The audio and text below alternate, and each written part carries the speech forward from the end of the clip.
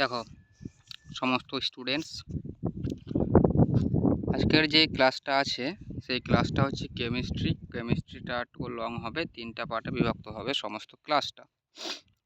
তো সমস্ত পার্ট ক্লাসটা 3টা ভাগে বিভক্ত হওয়ার জন্যে এই ক্লাসটা একটু লেন্দি হবে, তার কারণ হচ্ছে এই ক্লাসটা পরমাণু অণু নিয়ে অনেক জ্ঞান দেওয়া আছে।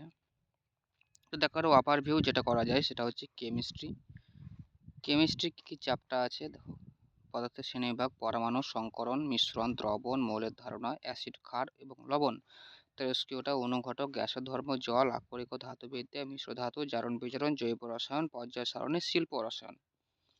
তো কেমিস্ট্রি বুঝার এখানে কিছু নাই। কেমিস্ট্রি মানে হচ্ছে মুখস্থ, যারা কেমিস্ট্রি অনার্স করে তারা ম্যাক্সিমাম মুখস্থ করেই কেমিস্ট্রিটা পড়ে। তো বুঝার মতন কিছু নাই, বুঝেও পড়তে হয়, কিন্তু ফিজিক্সের মতন অতটা বুঝতে হয় না। কেমিস্ট্রি এটুকু মুখস্থ করে পড়তে হয়। তো সেই পরিপ্রেক্ষিতে কেমিস্ট্রি ক্লাস, যেটা কেমিস্ট্রি যে এক্সাম ওরিয়েন্টেড যে জিনিসগুলো আছে বা যে পয়েন্টগুলো, সেগুলো কি দেখো। ফাদার অফ মডার্ন কেমিস্ট্রি কাকে বলা হয়? অ্যান্টনি ল্যাভোইসিয়ে, যিনি একজন ফ্রেঞ্চ। অরিজিন অফ কেমিস্ট্রি কোথায় হয়েছিল? প্রথমে ইজিপ্ট আর গ্রিসে হয়েছিল, ইজিপ্ট কিংবা গ্রিসে। তারপরে মানে ইজিপ্টের ওপরে গ্রিস আছে, তোমরা পড়েছো। তারপর রসায়ন বিজ্ঞানকে বিজ্ঞানের বিজ্ঞান বলা হয়। আলো কোনো পদার্থ নয়, কারণ আলোর কোনো ভার নেই। ঠিক আছে, ভর নেই, আলোর কোনো ভর নেই। অথচ আলো কোনো পদার্থ নয়, কারণ আলো কোনো ভর নেই। এখানে ভর হবে, ঠিক আছে। অর্থাৎ ভর কাকে বলা হয়? কোনো পদার্থের মধ্যে যতটুকু, কোনো বস্তুর মধ্যে যতটুকু পদার্থ থাকে তাকে বলা হয় বস্তুর ভর।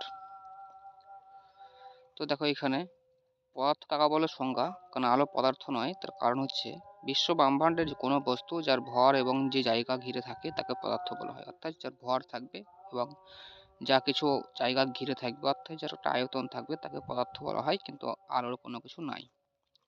দেখো পদার্থকে যদি ভাগ করা হয় তাহলে বিভিন্ন ভাগে ভাগ করলে পদার্থকে পাওয়া যাবে। পদার্থকে বিভিন্ন ভাগে ভাগ করা যায় ভৌত অবস্থার ভিত্তিতে। কীরকম ভাগে ভাগ করা যায়? কঠিন, তরল, গ্যাস। 4 নম্বরটা প্লাজমা। প্লাজমারা কি? খুব উচ্চ টেম্পারেচারে, অর্থাৎ 6000 কেলভিন থেকে 10,000 কেলভিন তাপমাত্রায় কোনো বস্তুকে রাখলে যে অবস্থাটা পাওয়া যায় সেটাই হচ্ছে প্লাজমা। প্লাজমা দেখো উদাহরণ আছে কোথায় কোথায় প্লাজমা পাওয়া যায়। বিদ্যুৎ চমকানো তারা, সূর্য, তাদের বিভিন্ন প্লাজমা অবস্থায় থাকে। অর্থাৎ এটা একটা অবস্থা। কঠিন তরল গ্যাস যেমন একটা অবস্থা, প্লাজমাও সেরকম একটা অবস্থা। অর্থাৎ আরেকটা আছে বোস আইনস্টাইন ঘনীভূত, অর্থাৎ বোস আইনস্টাইন কনডেনসেট। এটাকে বলছে পৃথিবীতে যত তাপমাত্রা আছে সবথেকে কম তাপমাত্রায় কোনো বস্তুকে রাখলে যে অবস্থার সৃষ্টি হয় কোনো বস্তুতে, সেটা হচ্ছে বোস আইনস্টাইন ঘনীভূত। এটা কীরকম? বলছে পরম শূন্য তাপমাত্রা কোনো বস্তুকে রাখলে, অর্থাৎ -273.15°C।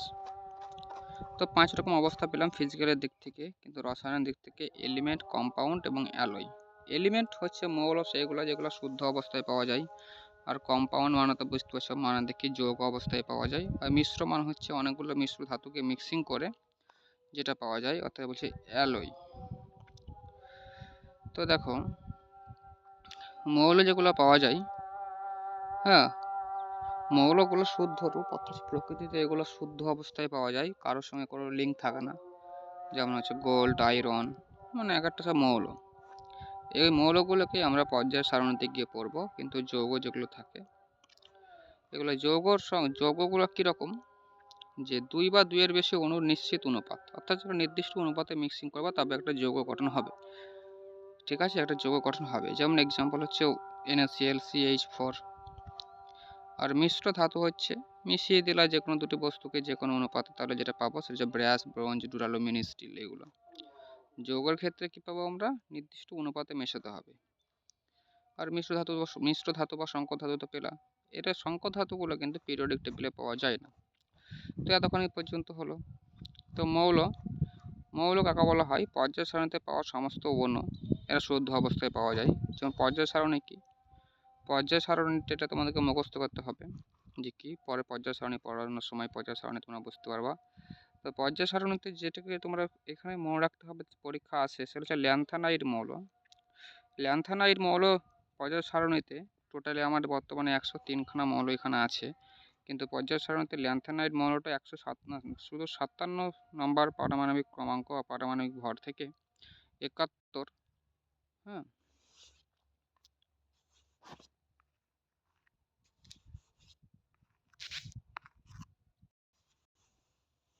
অর্থাৎ 57 থেকে 71 এটা ল্যান্থানাইড বলা হয়। আর অ্যাক্টিনাইড হচ্ছে 89 থেকে 103। এটা মনে রাখবা যে কত পারমাণবিক ক্রমাঙ্ক থেকে, 57 থেকে 71 আর 89 থেকে 103। যৌগ কাকে বলা হয়? এই নিশ্চিত অনুপাতে 2/2 এর বেশি আলাদা আলাদা রাসায়নিক মৌলের সঙ্গে মিশে একটি পদার্থ তৈরি করে। আমি কাকে বললাম যে নির্দিষ্ট অনুপাতে, রাসায়নিক অনুপাত লাগবে। কম্পাউন্ড প্রধানত দু প্রকারের হতে পারে, অর্গ্যানিক আর ইনঅর্গ্যানিক। অর্গ্যানিক এবং ইনঅর্গ্যানিক, ঠিক আছে। উদাহরণ যেমন হচ্ছে অর্গ্যানিক আর ইনঅর্গ্যানিক চেনার উপায় হচ্ছে যেখানে কার্বন নাই সেটা হচ্ছে ইনঅর্গ্যানিক, আর যেখানে কার্বন আছে সেটা হচ্ছে যেখানে কার্বন নাই অর্থাৎ সেটা ইনঅর্গ্যানিক, আর যেখানে কার্বন আছে সেখানে অর্গ্যানিক বলা হয়। যেটা আমার দেওয়া আছে মিশ্র ধাতু। হ্যাঁ, খানিক আগে বললাম যে নিশ্চিত অনুপাত, কোনো অনুপাতে মেশাতে সাথে হবে না, যে অনুপাতে যে কোনো অনুপাতে মিশিয়ে দিলেই এগুলো মিশ্র ধাতু তৈরি হয়ে যাবে বা মিক্সার বা অ্যালয় তৈরি হয়ে যাবে। এবার হচ্ছে মিক্সার কীরকম, যে হোমোজেনিয়াস এবং হেটেরোজেনিয়াস। মিক্সার প্রধানত দু প্রকারের, হোমোজেনিয়াস এবং হেটেরোজেনিয়াস। দু প্রকারে ভাগ করা যেতে পারে। যেমন হচ্ছে ব্রোঞ্জ, হোমোজেনিয়াস, হেটেরোজেনিয়াস। অর্থাৎ হেটেরোজেনিয়াস মানে যে বিভিন্ন রকম মৌলের মিক্স করে যে মিশ্র ধাতু প্রস্তুত করা হয় তাকে বলছে হোমোজেনিয়াস মিক্সার। হেটেরোজেনিয়াস আর একই রকম পদার্থের মিক্সিং করে যেটা পাওয়া যায় সেটাকে বলছে হোমোজেনিয়াস। যেমন এখানে দেখো কিছু আছে, ব্রোঞ্জ, কপার ও টিন, ব্রাশ, এগুলো বলছে না, এগুলো ডুরালুমিন, কপার, ম্যাঙ্গানিজ, ম্যাগনেসিয়াম, এগুলো পাওয়া যায়। দেখো পাশে নোট করে লেখা আছে আয়রন। আয়রনের কার্বন পার্সেন্টেজ বেশি, ভাইটালনেস বেশি, হার্ডনেস বেশি, এল্ড পয়েন্ট বেশি, টেনসাইল স্টেট বেশি। তো আয়রনে এতগুলো পয়েন্ট আমাদের বেশি বেশি করে দেওয়া আছে, ঠিক আছে। এলিমেন্ট, দেখো এলিমেন্ট হচ্ছে ধাতু, অধাতু এবং ধাতু কল্প। এলিমেন্ট অ্যাকচুয়ালি কি, অণু অ্যাকচুয়ালি কি? এলিমেন্টকে ভাগ করা হয় প্রধানত 3 রকম ভাবে, ধাতু, অধাতু এবং ধাতু কল্প। ধাতু, অধাতু এবং ধাতু কল্প। বাংলা মিনিংগুলো দেখবে যদি কারো সমস্যা হয় ইংলিশটা, কিন্তু ইংলিশটাই বেশি পড়বে, এটা বেশি বেটার। কী বললাম, ধাতু, অধাতু এবং ধাতু কল্প। ধাতু কোনগুলো? ধাতু হচ্ছে কন্ডাক্টর, অর্থাৎ ধাতুতে তড়িৎ পরিবহন হয়। অধাতুতে কুচালক অর্থাৎ ইনসুলেটর, অর্থাৎ তড়িৎ পরিবহন, তাপ ও তড়িৎ পরিবহন হয় না, কুচালক। আর ধাতু কল্প মনে হচ্ছে সেমি কন্ডাক্টর, তাপ ও তড়িতের পরিবহন হয় কিন্তু অর্ধেক, মানে ধাতুর থেকে কম, মিডিয়াম, মাঝামাঝি একটা টাইপ। ধাতুর কিছু উদাহরণ কি বলবো, gold, copper, silver, sodium, iron. আর অধাতু নাইট্রোজেন, অক্সিজেন, সালফার, ক্লোরিন। অধাতু তো বুঝতে পারছি এগুলো গ্যাসীয় টাইপের। আর মেটালয়েড বা ধাতু কল্প হচ্ছে বোরন, সিলিকন, আর্সেনিক, অ্যান্টিমনি। তো সিলিকন, আর্সেনিক, অ্যান্টিমনি উদাহরণগুলো জানো, কিন্তু বোরন উদাহরণটা তোমরা হয়তো কেউ পড়ে থাকবে, কেউ পড়বে না, তাই বোরনটা ভালো করে মনে রাখবে যে বোরনটা একটা ধাতু কল্প, ঠিক আছে। তো তারপরে দেখো আমাদের অ্যাটম বা পরমাণু আছে, ফান্ডামেন্টাল পার্টিকেল। আমাদের পরমাণুতে অর্থাৎ অ্যাটম অর্থাৎ পরমাণু হচ্ছে অণুকে ভাঙলে কি পাওয়া যায়? পরমাণু। তো অ্যাটমকে ভাঙলে আমরা কি পাবো? পরমাণু পাবো। তো পরমাণু কি দেখো, ইলেকট্রন, প্রোটন, নিউট্রন। তো ইলেকট্রনগুলো বাইরে ঘুরে বেড়ায়, ছবিতে দেখতে পেয়েছো। আর প্রোটন আর নিউট্রন নিউক্লিয়াসে থাকে। নিউক্লিয়াসের ভেতর নিউক্লিয়ন পাওয়া যায়। নিউক্লিয়ন কি? প্রোটন আর নিউট্রনকে একসঙ্গে নিউক্লিয়ন বলা হয়। তাহলে নিউক্লিয়াসের মধ্যে কি থাকে? নিউক্লিয়ন। তা নিউক্লিয়ন কি দিয়ে গঠিত? প্রোটন এবং নিউট্রন। প্রোটন আর নিউট্রন এদেরকে এক একজনকে বলা হয় নিউক্লিয়ন, ঠিক আছে। তা নিউক্লিয়ন কারা? প্রোটন এবং নিউট্রন। পরমাণুর আকার গ্রেটার দ্যান নিউক্লিয়াসের আকার। নিউক্লিয়াসের আকার আর পরমাণুর আকার, তাহলে পরমাণুর মধ্যে তো নিউক্লিয়াস থাকে, তাহলে অবশ্যই নিউক্লিয়াসের পরমাণুর আকার বড় হবে, নিউক্লিয়াসের আকার ছোট হবে, সবাই জানে। এই কোয়েশ্চেনটা বারে আসে যে আকার অ্যাংস্ট্রমে মাপা হয় বা আকার ফার্মি স্কেলে মাপা হয়। তাহলে দেখো ফার্মি স্কেলে মাপা হয়, তাহলে ফার্মি স্কেল অনেক ছোট, তাই ছোট জিনিস মাপতে বেশি ব্যবহার করা হয়। তাহলে ফার্মি স্কেলে মাপবো নিউক্লিয়াসের আকার, কিন্তু পরমাণুর আকার মাপবো অ্যাংস্ট্রমে। 1 অ্যাংস্ট্রম সমান 10⁻⁻10 মিটার এবং 1 ফার্মি মানে 10⁻⁻15 মিটার, ঠিক আছে। দেখো এগুলো পরীক্ষাতে আসে। ইলেকট্রন কে আবিষ্কার করেন? জে থমসন প্রোটনকে আবিষ্কার করেন গোল্ডস্টেন, আর নিউটনকে আবিষ্কার করেন জেমস চ্যাডউইক, আর নিউক্লিয়াস আর্নেস্ট রাদারফোর্ড। ঠিক আছে, তো এগুলো তোমাদের রাখতে হবে। ইলেকট্রন নেগেটিভ চার্জ, ইলেকট্রনের ভর 9.1 10⁻31 কেজি, আধান -1.6 10⁻19 কুলম্ব। এখানে মনে রাখবা এই মাইনাস পয়েন্টটা তোমাদের কিন্তু দিয়ে রাখতে হবে, কারণ ইলেকট্রনের আধান তো নেগেটিভ, তাই এখানে মাইনাসটা দিয়ে রাখতে হবে। আর ভরটা মনে রাখবা 9.1 ইন্টু 10⁻10 9.1 ইন্টু 10⁻31 কেজি। ঠিক আছে, আচ্ছা বেশ। নিউটনের ভেতর নিউক্লিয়ন পাওয়া যায়, নিউটনের ভেতর নিউক্লিয়ন পাওয়া যায়। আগেই পড়লে প্রোটন, তাহলে প্রোটনের ভর পজিটিভ চার্জ, প্রোটনের ভর কত 1.67 10⁻29 কেজি। আধান কত +1.6 ইন্টু 10⁻19 কুলম্ব। দেখো ইলেকট্রনের যে আধান প্রোটনের আধান তার উল্টে, অর্থাৎ পজিটিভ। ইলেকট্রন আধান নেগেটিভ, প্রোটনের আধান পজিটিভ। আধান কত প্রোটনের প্লাস হবে, প্লাস একই 1.6 ইন্টু 10⁻19 কুলম্ব। তো নিউটন জিরো চার্জ, অর্থাৎ নিউটনের নিস্তড়িত মনে রাখবো, দৈন্তানত নিস্তড়িত মনে রাখবো। তাহলে নিউটনের নিস্তড়িত ভর কত 1.67 10⁻27 কেজি। যেহেতু নিউটনের কোনো আধান নাই, তাই নিউটনের আধান কত জিরো।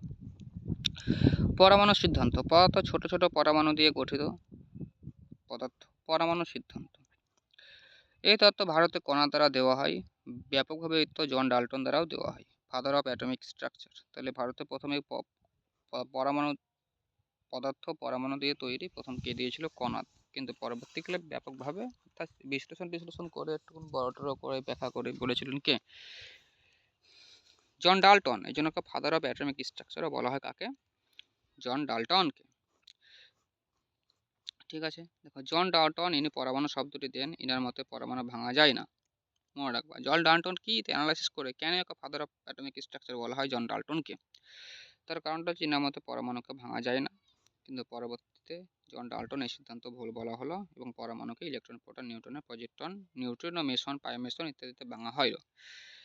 ঠিক আছে, এদের মধ্যে মূল তিনটি অনেক কণা আছে, অনেক কণা পেলাম, কী কী পেলাম, electron proton neutron positron neutrino meson pi meson ইত্যাদি হাবিজাবি অনেক কিছু পেলা। তার মধ্যে একটা পেলা দেখলা, তিনটা মেন ইলেকট্রন প্রোটন এবং নিউট্রন, এগুলো হচ্ছে স্থায়ী। ঠিক আছে, অ্যান্টিপার্টিকেল,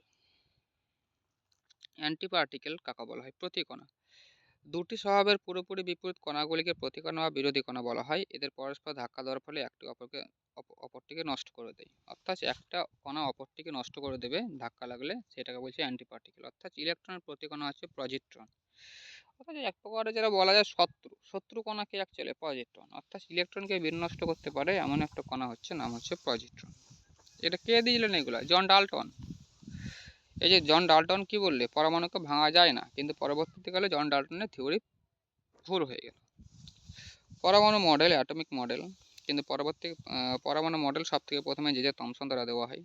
পরমাণু মডেল কে দিয়েছিলেন, জে থমসন। জন ডাল্টনের পরে জে থমসন, কিন্তু ভারতের প্রথম কণা দিয়েছিল প্রথমে, কিন্তু পরে দিয়ে পরমাণু মডেল দিয়েছে জন ডাল্টন। জন কি বললেন, ইনি পরমাণু তরমুজের ন্যায় তুলনা করেছিলেন। তাহলে ওয়াটারমেলন স্ট্রাকচার কে দিয়েছিলেন, জে থমসন। পরীক্ষায় আসে ওয়াটারমেলন স্ট্রাকচার পরমাণুর কে দিয়েছিলেন, কে দেবেন, জন ডাল্টন দিয়েছিলেন। এই জন্য ওয়াটারমেলন মডেল বলা হয়। তরমুজে লাল ভাগ প্রোটন, তরমুজের বীজ ইলেকট্রন, আর ইনি যে প্রোটনের ব্যাখ্যা দিয়েছিলেন সেটি ভুল। ইনি যে প্রোটনের ব্যাখ্যা দিয়েছিলেন সেটি ভুল, ওটাই প্রোটনের ব্যাখ্যা উল্টাপাল্টা দিয়েছিল। তো ইনি ভুল দিয়েছিলেন। ঠিক আছে, প্রোটন বলছে তরমুজের লাল অংশ লাল ভাগ প্রোটন, তরমুজের বীজ ইলেকট্রন। তো এর কী করে হবে, প্রোটন আর নিউট্রন তো পরমাণুর কেন্দ্রে থাকে, আর বাকিগুলো তো পরমাণুর চারপাশে কী করতে থাকে, ঘুরতে থাকে। তাহলে এই জিনিসটা অ্যাকচুয়ালি ভুল হয়েছে, তাই এনা ভুল দিয়েছিলেন। কে দিয়েছিলেন, জে থমসন। কিন্তু এটা মনে রাখবো, কি মনে রাখবা, জে থমসন ওয়াটারমেলন মডেল দিয়েছিল। এরপরে আসে রাদারফোর্ড মডেল। রাদারফোর্ড মডেল কে বলছেন, এই মডেলকে আলফা কণা বিক্ষেপণ মডেলও বলা হয়। আলফা কণা মডেল বিক্ষেপণ বলছে একটা রেডিয়াম থেকে নির্গত আলফা রশ্মিকে, রেডিয়াম অর্থাৎ রেডিয়াম যে তেজস্ক্রিয় মৌল আছে সেই মৌল থেকে একটা আলফা কণাকে নিঃসরণ করার পরে সোনার পাত্রের উপর ফেললে, সোনার পাত্রের উপর ফেলার পর দেখছি এই ঘটনা ঘটছে। ছবিটা ভালো করে দেখো যে এই ঘটনা ঘটছে, কে দিছে, রাদারফোর্ড। তো এই ঘটনা ঘটছে, এই ঘটনা ঘটার পর কিছু জিনিস তোমরা বুঝতে পারবা যে অধিকাংশ আলফা রশ্মি সোনার পাতকে পার করে গিয়েছে। আলফা কণাকে পাঠার পর এগুলো লক্ষ্য করছে যে অধিকাংশ রশ্মি সোনার পাতকে ভেদ করে চলে গেল। তাহলে কি বলা যায়? ভেদ করে গেছে মানে নিশ্চয়ই পরমাণু অনেক অংশ ফাঁকা। কিছু অংশ আলফা রশ্মির মধ্যে অংশ থেকে বিচলিত হচ্ছে। তাহলে বিচলিত হচ্ছে মানে কি? ওকে বিকর্ষণ করছে। বিকর্ষণ না করলে তো বিচলিত হবে না। আর বিকর্ষণ করে কখন? যখন একই আধান হয়, কিন্তু আলফা কণাতে পজিটিভ আধান। তাহলে বিকর্ষণ করছে মানে নিশ্চয়ই পজিটিভ আধান আছে সোনার পাতের মধ্যে। তাহলে পরমাণু ওই আর সোনার পরমাণুর মধ্যে অনেক রকম পজিটিভ জায়গা আছে, এটা প্রমাণ করলে। আর 2000টি আলফা রশ্মির মধ্যে অংশ ধাক্কা খেয়ে ফিরে আসে, অর্থাৎ অনেকগুলো আলফা রশ্মি আছে যেগুলো ধাক্কা খেয়ে ব্যাক করে বা ফিরে আসে। তাহলে এইখান দিয়ে পাওয়া গেল পরমাণুর মধ্যেকার অংশ কঠিন। কঠিন না হলে ধাক্কা খেয়ে ফিরে আসবে না। যদি পাতলা হয়, ফাঁপা হয়, তা তো অনেক সব অংশ বেরিয়ে যাবে। কিছু অংশ বেরিয়ে গেছিলো মানে ফাঁপা, কিছু অংশ ব্যাক করছে মানে কোনো অংশ কঠিন আছে, আর কিছু অংশ রিফ্লেক্ট করছে মানে বুঝতে হবে পরমাণুর মধ্যে অনেক অংশ পজিটিভ আছে। এটাই দিয়েছিলেন কে? রাদারফোর্ড দিয়েছিলেন। হ্যাঁ, রাদারফোর্ড এই অনুসারে পরমাণুর মধ্যেকার অংশ নিউক্লিয়াস থাকে। অনুসারে পরমাণুর মধ্যেকার অংশে নিউক্লিয়াস থাকে। নিউক্লিয়াস আবিষ্কার হলেন রাদারফোর্ড, অর্থাৎ যেখান থেকে গিয়ে ধাক্কা খেয়ে ফিরে এলো সেটাকে বলছে নিউক্লিয়াস। এটাই বলছে। এবার আসে রং থিওরি। ম্যাক্সওয়েল দিয়েছিল একটা তত্ত্ব। ইনি কি তত্ত্ব দিয়েছিলেন? ইনার তত্ত্বটা মনে রাখো, যে ইলেকট্রোম্যাগনেটিক থিওরি। ইনার যে তত্ত্ব সেটা বলছে ইলেকট্রোম্যাগনেটিক থিওরি। এর মতানুসারে যখন কোনো কণা বৃত্তীয় পথে ঘুরতে থাকে, শেষ কণার শক্তি নিষ্কাশন করতে থাকে। তা আমরা যদি এটা পরমাণুর মধ্যে বাইরের কক্ষে কি থাকে, কি ঘুরে? ইলেকট্রন ঘুরে। বাইরের কক্ষের মধ্যে কি ঘুরে? ইলেকট্রন ঘুরে। তাহলে ইলেকট্রনগুলো যদি ঘুরতে থাকে, একসময় ঘুরতে ঘুরতে ঘুরতে ঘুরতে, তাতে শক্তি তো পারলে হারিয়ে যাবে। শক্তি হারিয়ে গেলে কি হবে? ইলেকট্রনগুলো তো পরমাণুর নিউক্লিয়াসে আছড়ে পড়বে, অর্থাৎ পরমাণু নিউক্লিয়াসে চলে আসবে। তাহলে তো সব পরমাণু তো অস্তিত্ব থাকবে না, পদার্থের তো অস্তিত্ব থাকবে না। কিন্তু পদার্থ কি হারিয়ে যায়? পৃথিবীর অস্তিত্ব থাকবে না। ম্যাক্সওয়েল যে তত্ত্বটা দিলে ততটা ভুল, ঠিক আছে তো? কিন্তু ইনার তত্ত্ব ভুল, কিন্তু ইনি আবার এই তত্ত্বটা দিয়ে বলছে রাদারফোর্ডের তত্ত্ব ভুল। রাদারফোর্ডে যে দিয়েছিল ওটা বকবাস তত্ত্ব, সেটা ভুল। আর ইনার তত্ত্ব এমনিতেও ভুল, কারণ প্রতিটা কণা ঘুরতে ঘুরতে যে শক্তি বিকিরণ করতে থাকে, তাতে তো একসময় শক্তি শেষ হয়ে যাবে এবং পরমাণুর অস্তিত্ব হারিয়ে যাবে। তাই ম্যাক্সওয়েল তত্ত্বও ভুল। কিন্তু ম্যাক্সওয়েল যেটা বললে যে রাদারফোর্ড তত্ত্ব ভুল, রাদারফোর্ডটা ভুল বটে, তো ম্যাক্সওয়েলও ভুল। বেশ, বোর মডেল সব থেকে বিখ্যাত, বোর মডেলটাই ঘুরে যায়। মান্যতাপ্রাপ্ত মডেল যতগুলো মডেল দেখলে, ম্যাক্সওয়েলের, জন ডাল্টনের, রাদারফোর্ডের, অনেকগুলো মডেল। হ্যাঁ, তো তাদের মধ্যে বোরের মডেলটা সব থেকে মান্যতাপ্রাপ্ত মডেল। এর পুরো নাম হচ্ছে নিলস বোর। এর পুরো নাম কি? Nils bore. হ্যাঁ, তো নিলস বোর কি বলছে? এনার মধ্যে পরমাণুর মধ্যে নিউক্লিয়াস আছে। হ্যাঁ আছে, পরমাণুর মধ্যে নিউক্লিয়াস। ইলেকট্রন ভিত্তিক কক্ষপথে ঘুরতে থাকে, এটাও ঠিক। যখন ইলেকট্রন নিজের মূল কক্ষের মধ্যে ঘুরতে থাকে তখন সেটা শক্তি বর্জন করে না, অর্থাৎ ইলেকট্রনের শক্তির কোনো পরিবর্তন হয় না। হ্যাঁ, এটা আমাদেরকে বললেন, ম্যাক্সওয়েল বলেছিলেন শক্তি বর্জন করে, কিন্তু বোর বলছেন না, করে না। এটাও ঠিক। যখন ইলেকট্রন নিজের কক্ষ ছেড়ে নিউক্লিয়াস থেকে দূরের কক্ষে যায়, তখন সেটা শক্তি গ্রহণ করার কারণে নিউক্লিয়াস থেকে দূরে যেতে পারে। অর্থাৎ কোনো একটা ইলেকট্রন ধরো নিউক্লিয়াসের কাছে আছে, শক্তি গ্রহণ করলো, ও টপকে এখানে নিউক্লিয়াস থেকে দূরের কক্ষে যেতে পারবে। অর্থাৎ শক্তি গ্রহণ করলে কি হয়?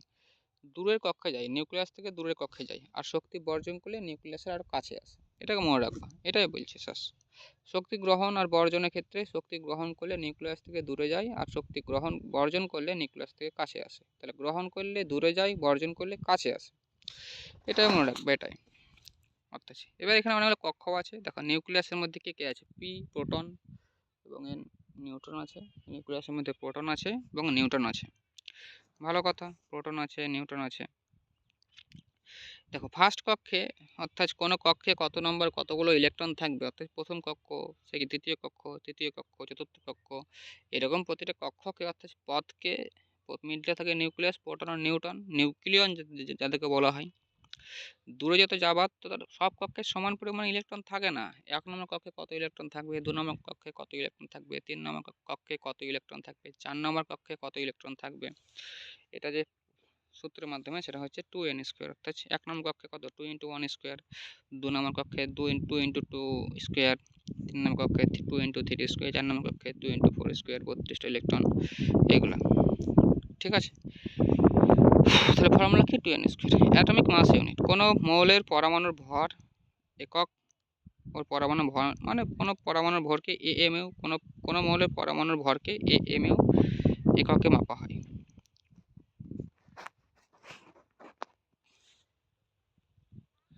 ঠিক আছে,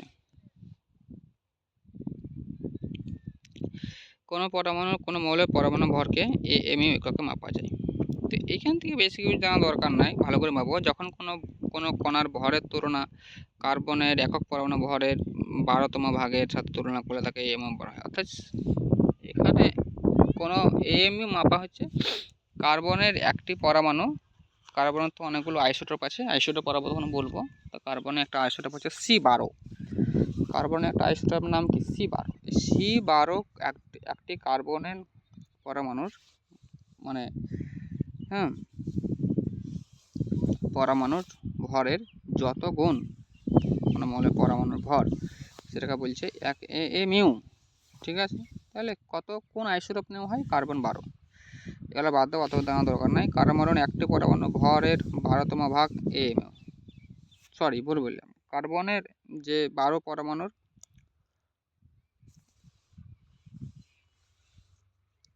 অর্থাৎ কার্বনের একটি পরমাণুর ভর যত তাকে 12 দিয়ে ভাগ করলে যেটা পাবো সেটাই হচ্ছে এএমইউ। অর্থাৎ কার্বনের একটি পরমাণুর ভর কত?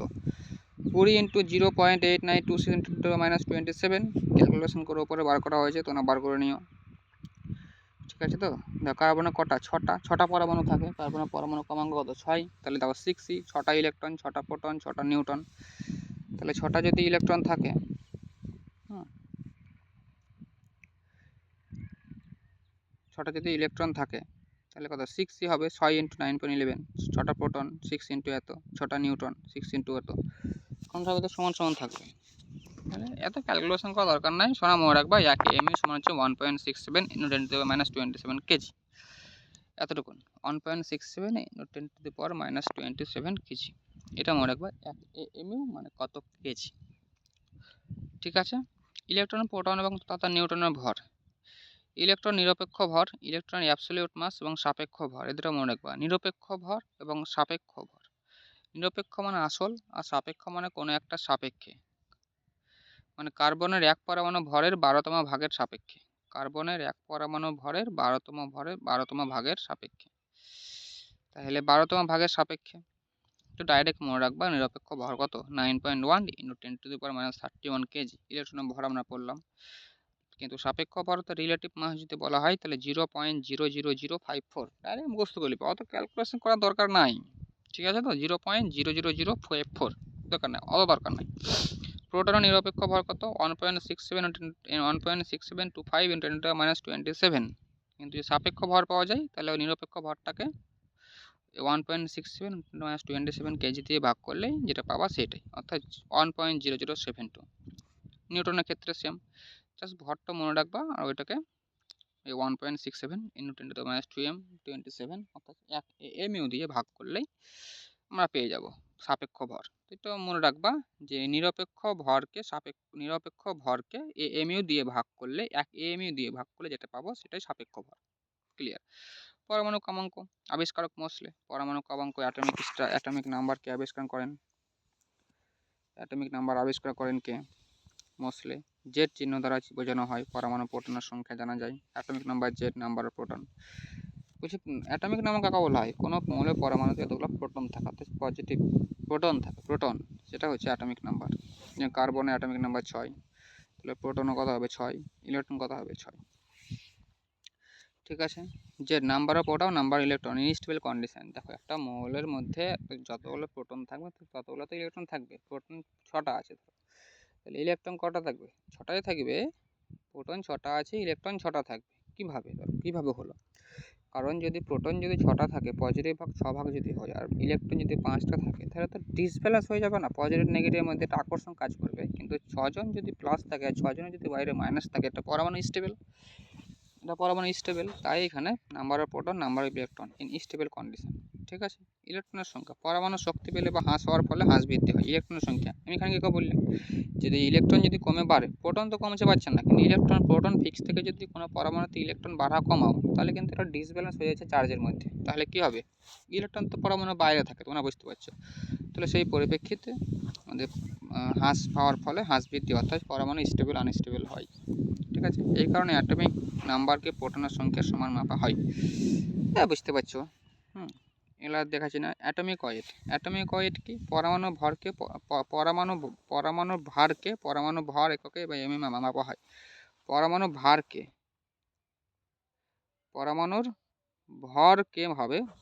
ভরকে পরমাণু ভর একক বা অ্যাটমিক মাস ইউনিট মাপা হয়।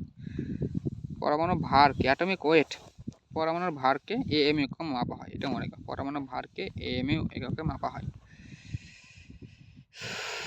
একে পরমাণু ভরকে অ্যাটমিক মাসও বলা হয়, পরমাণু ভারও বলা হয়।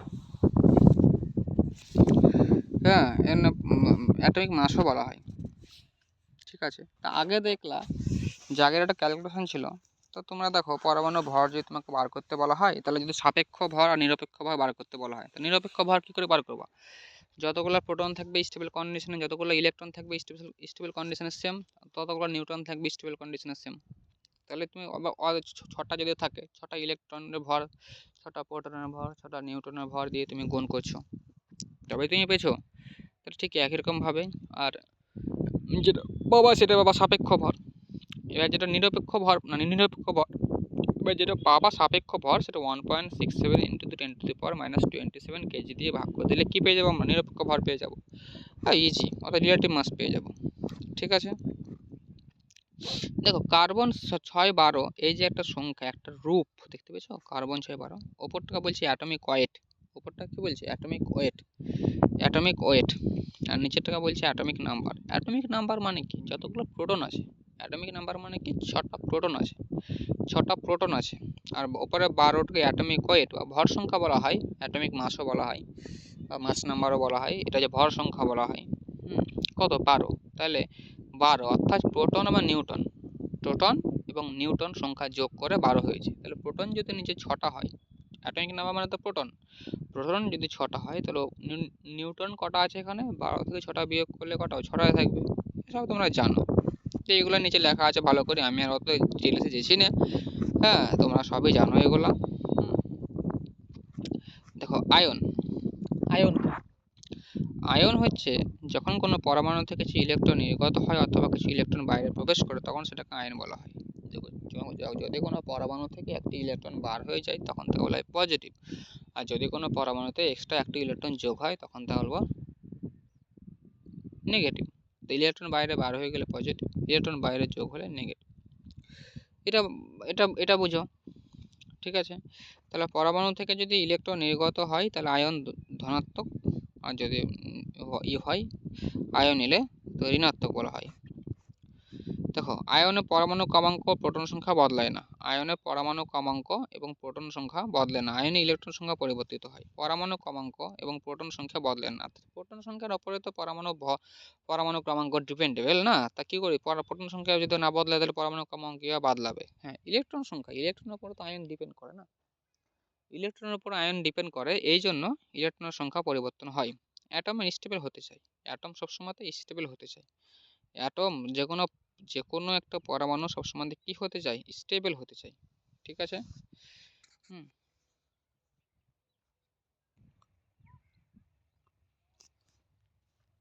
দেখো পরমাণু যে স্টেবল হতে চায়, অর্থাৎ পরমাণু স্টেবল হওয়ার প্রক্রিয়াটা কীরকম?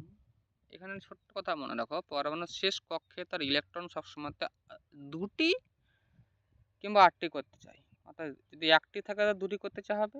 যদি 6-7টি থাকে, তাহলে কটা করতে চা হবে? 8টি করতে চা হবে। কিংবা অর্ধ অবস্থায়, ধরো পরমাণুর শেষ কক্ষে 8টা ইলেকট্রন থাকা দরকার, কিন্তু আছে 6টা, তখন বাইরে থেকে 2টো নিবে, তাহলে নিলে কি হয়ে যায়? নেগেটিভ হয়ে যায়, খানিক পড়লো। আর যদি তোমার ধরো কি হয়ে গেল, ধরো কোনো পরমাণুতে 2 + 8 + 8 এরকম +7 আছে ধরো, তো কি করবে? একটা ইলেকট্রন নিয়ে নিলে তাহলে লাস্ট কক্ষে 8টা হয়ে যাবে, তাহলে স্টেবল হয়ে যাবে না। 7টাকে বর্জন করে দিয়ে আগের কক্ষে 8টা আছে বলে 8টা থুয়ে দিবে, হবে না। ওই একটা নিয়ে নেবে, তাহলে একটাকে নিয়ে নেওয়া বেশি বেটার। 7টাকে বার করে ফেলে দেওয়াচ্ছেন, বার করে ফেলে দিলে তো আগের কক্ষে 8টা আছে, 2 8 8 7, তাহলে আগের কক্ষে 8টা আছে, তাহলে এই অনুসারে হবে। এছাড়া তোমরা নেগেটিভ পজিটিভ কোথায় লিখতে হয় অবশ্যই তোমরা জানো, এগুলো নিয়ে বেশি আমি আর বলছি না। বাকিটুকুন দেখো তোমরা অবশ্যই বুঝতে পারবা। ঠিক আছে, তো এতটুকুন দেখো। নিচে এগুলো তোমরা তো অবশ্যই বুঝতে পারছো যে কীরকমভাবে কী হচ্ছে না হচ্ছে। এবার এখানে কিছু তোমার ধরো ইলেকট্রনের কিছু কনফিগারেশন আছে, দেখো কী কী বলে। যে সম ইলেকট্রিক কাকে বলে? আইসো ইলেকট্রিক বলছে যেসব মৌলের পরমাণুতে ইলেকট্রন সংখ্যা সমান 12 Mg+2।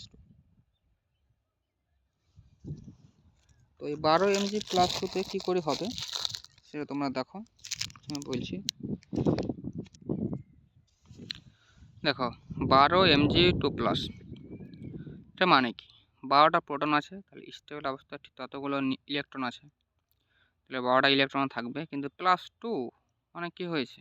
দুটো বার হয়েছে ইলেকট্রন, তো 10টা ইলেকট্রন আছে 12 Mg+2-তে। ঠিক আছে, 13 Al3+ মানে নাম্বার অফ ইলেকট্রন মানে 13 - 3 = 10টা।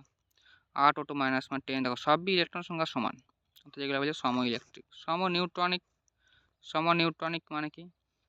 16টা প্রোটন আছে নিচে, দেখো 16টা প্রোটন আছে সালফারে, কিন্তু নাম্বার অফ ইলেকট্রন কত? 16টা ইলেকট্রন থাকবে, কারণ স্টেবল অবস্থাতে। কিন্তু ভর সংখ্যা কত আছে? 36। ভর সংখ্যা কত আছে? 36। আচ্ছা, বেশ। হুম ভর সংখ্যা যদি 36 থাকে, তাহলে নাম্বার অফ নিউটন কত হবে? ভর সংখ্যা 36 থাকলে 16টা ইলেকট্রন থাকবে। ভর সংখ্যা মানে কি? নিউটন আর প্রোটন। তাহলে 16টা ইলেকট্রন আছে মানে 16টা প্রোটন থাকবে। তাহলে বাকি ভর সংখ্যাতে, তাহলে 36টা থেকে তাহলে 16টা প্রোটন বাদ দিয়ে দাও, তাহলে পেয়ে যাবো নিউটন, তাহলে 20টা নিউটন। এরকমভাবে সবকটাতে আমাদের নিউটন সংখ্যা সমান, তাই এটা বুঝি সমনিউট্রনিক। আর আইসোবার মানে যাদের ভর সংখ্যা সমান, দেখো লেখাই আছে অ্যাটমিক ওয়েট সমান 1414। ঠিক আছে, আর সমস্থানিক আইসোটোপ মানে হচ্ছে যাদের প্রোটন সংখ্যা সমান। প্রোটন সংখ্যা তাকে বলছে অ্যাটমিক নাম্বার। প্রোটন সংখ্যা থাকে তাকে বলছে অ্যাটমিক নাম্বার। তো এখানে দেখো ভর সংখ্যা, দেখো হাইড্রোজেনের কটা আছে? দেখো 3টাতে দেখো প্রোটন সংখ্যা সমান, অ্যাটমিক নাম্বার সেম, কিন্তু ভর সংখ্যা আলাদা। তাদেরকে বলা হয় সমস্থানিক বা আইসোটোপ, তোমরা জানো। এই আইসোটোপ, তো আইসোটোপ এখানে ভালো করে এখানে দেওয়া আছে যে কী করে কী হয় না হয়। এই যে ইম্পর্ট্যান্ট এই জিনিসটা, কার্বন আইসোটোপ জীবাশ্ম কার্বন 14, জীবাশ্ম 14 মানে কি? প্রোটন আর নিউট্রন মিলে 14। তাহলে কার্বনের এই আইসোটোপটা কার্বন ডেটিং পদ্ধতি, অর্থাৎ জীবাশ্মের বয়স নির্ধারণ করা হয়। ইউরেনিয়াম 235 বড় বড় পাথরের আয়ু নির্ধারণ করা যায়। আয়রন 131 থাইরয়েডে ক্যান্সার। আয়রন অ্যানিমিয়া চিকিৎসায় ব্যবহার করা হয়। আয়রন সব আয়রন নয়, iron 59 isotope. Arsenic 74 tumour cancer চিকিৎসায় ব্যবহার করা হয়। কোবালসাইট ক্যান্সার চিকিৎসায় ব্যবহৃত করা হয়। সোডিয়াম Na24 রক্ত জমাট বাঁধে না, ব্লাড ক্লটিং পরীক্ষার জন্য করা হয়।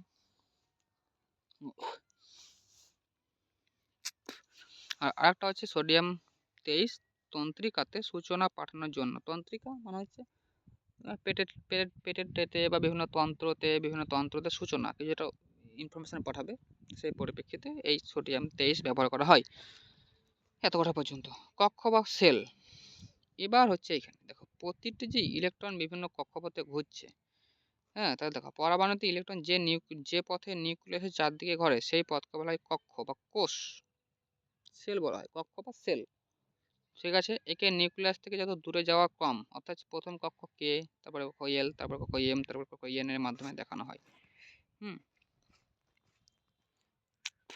তোমরা জানো যে ইলেকট্রন করে করা হয়, আমি বলছি না ইয়ার, এখানে বললাম। তারপরে কক্ষর মধ্যে থাকে উপকক্ষ। প্রতিটি কক্ষর মধ্যে থাকে উপকক্ষ। কী করে উপকক্ষ? দেখো প্রত্যেক কক্ষের ভিতর উপকক্ষ আছে। কক্ষগুলোকে বিভিন্ন উপকক্ষে ভাগ করা যায়।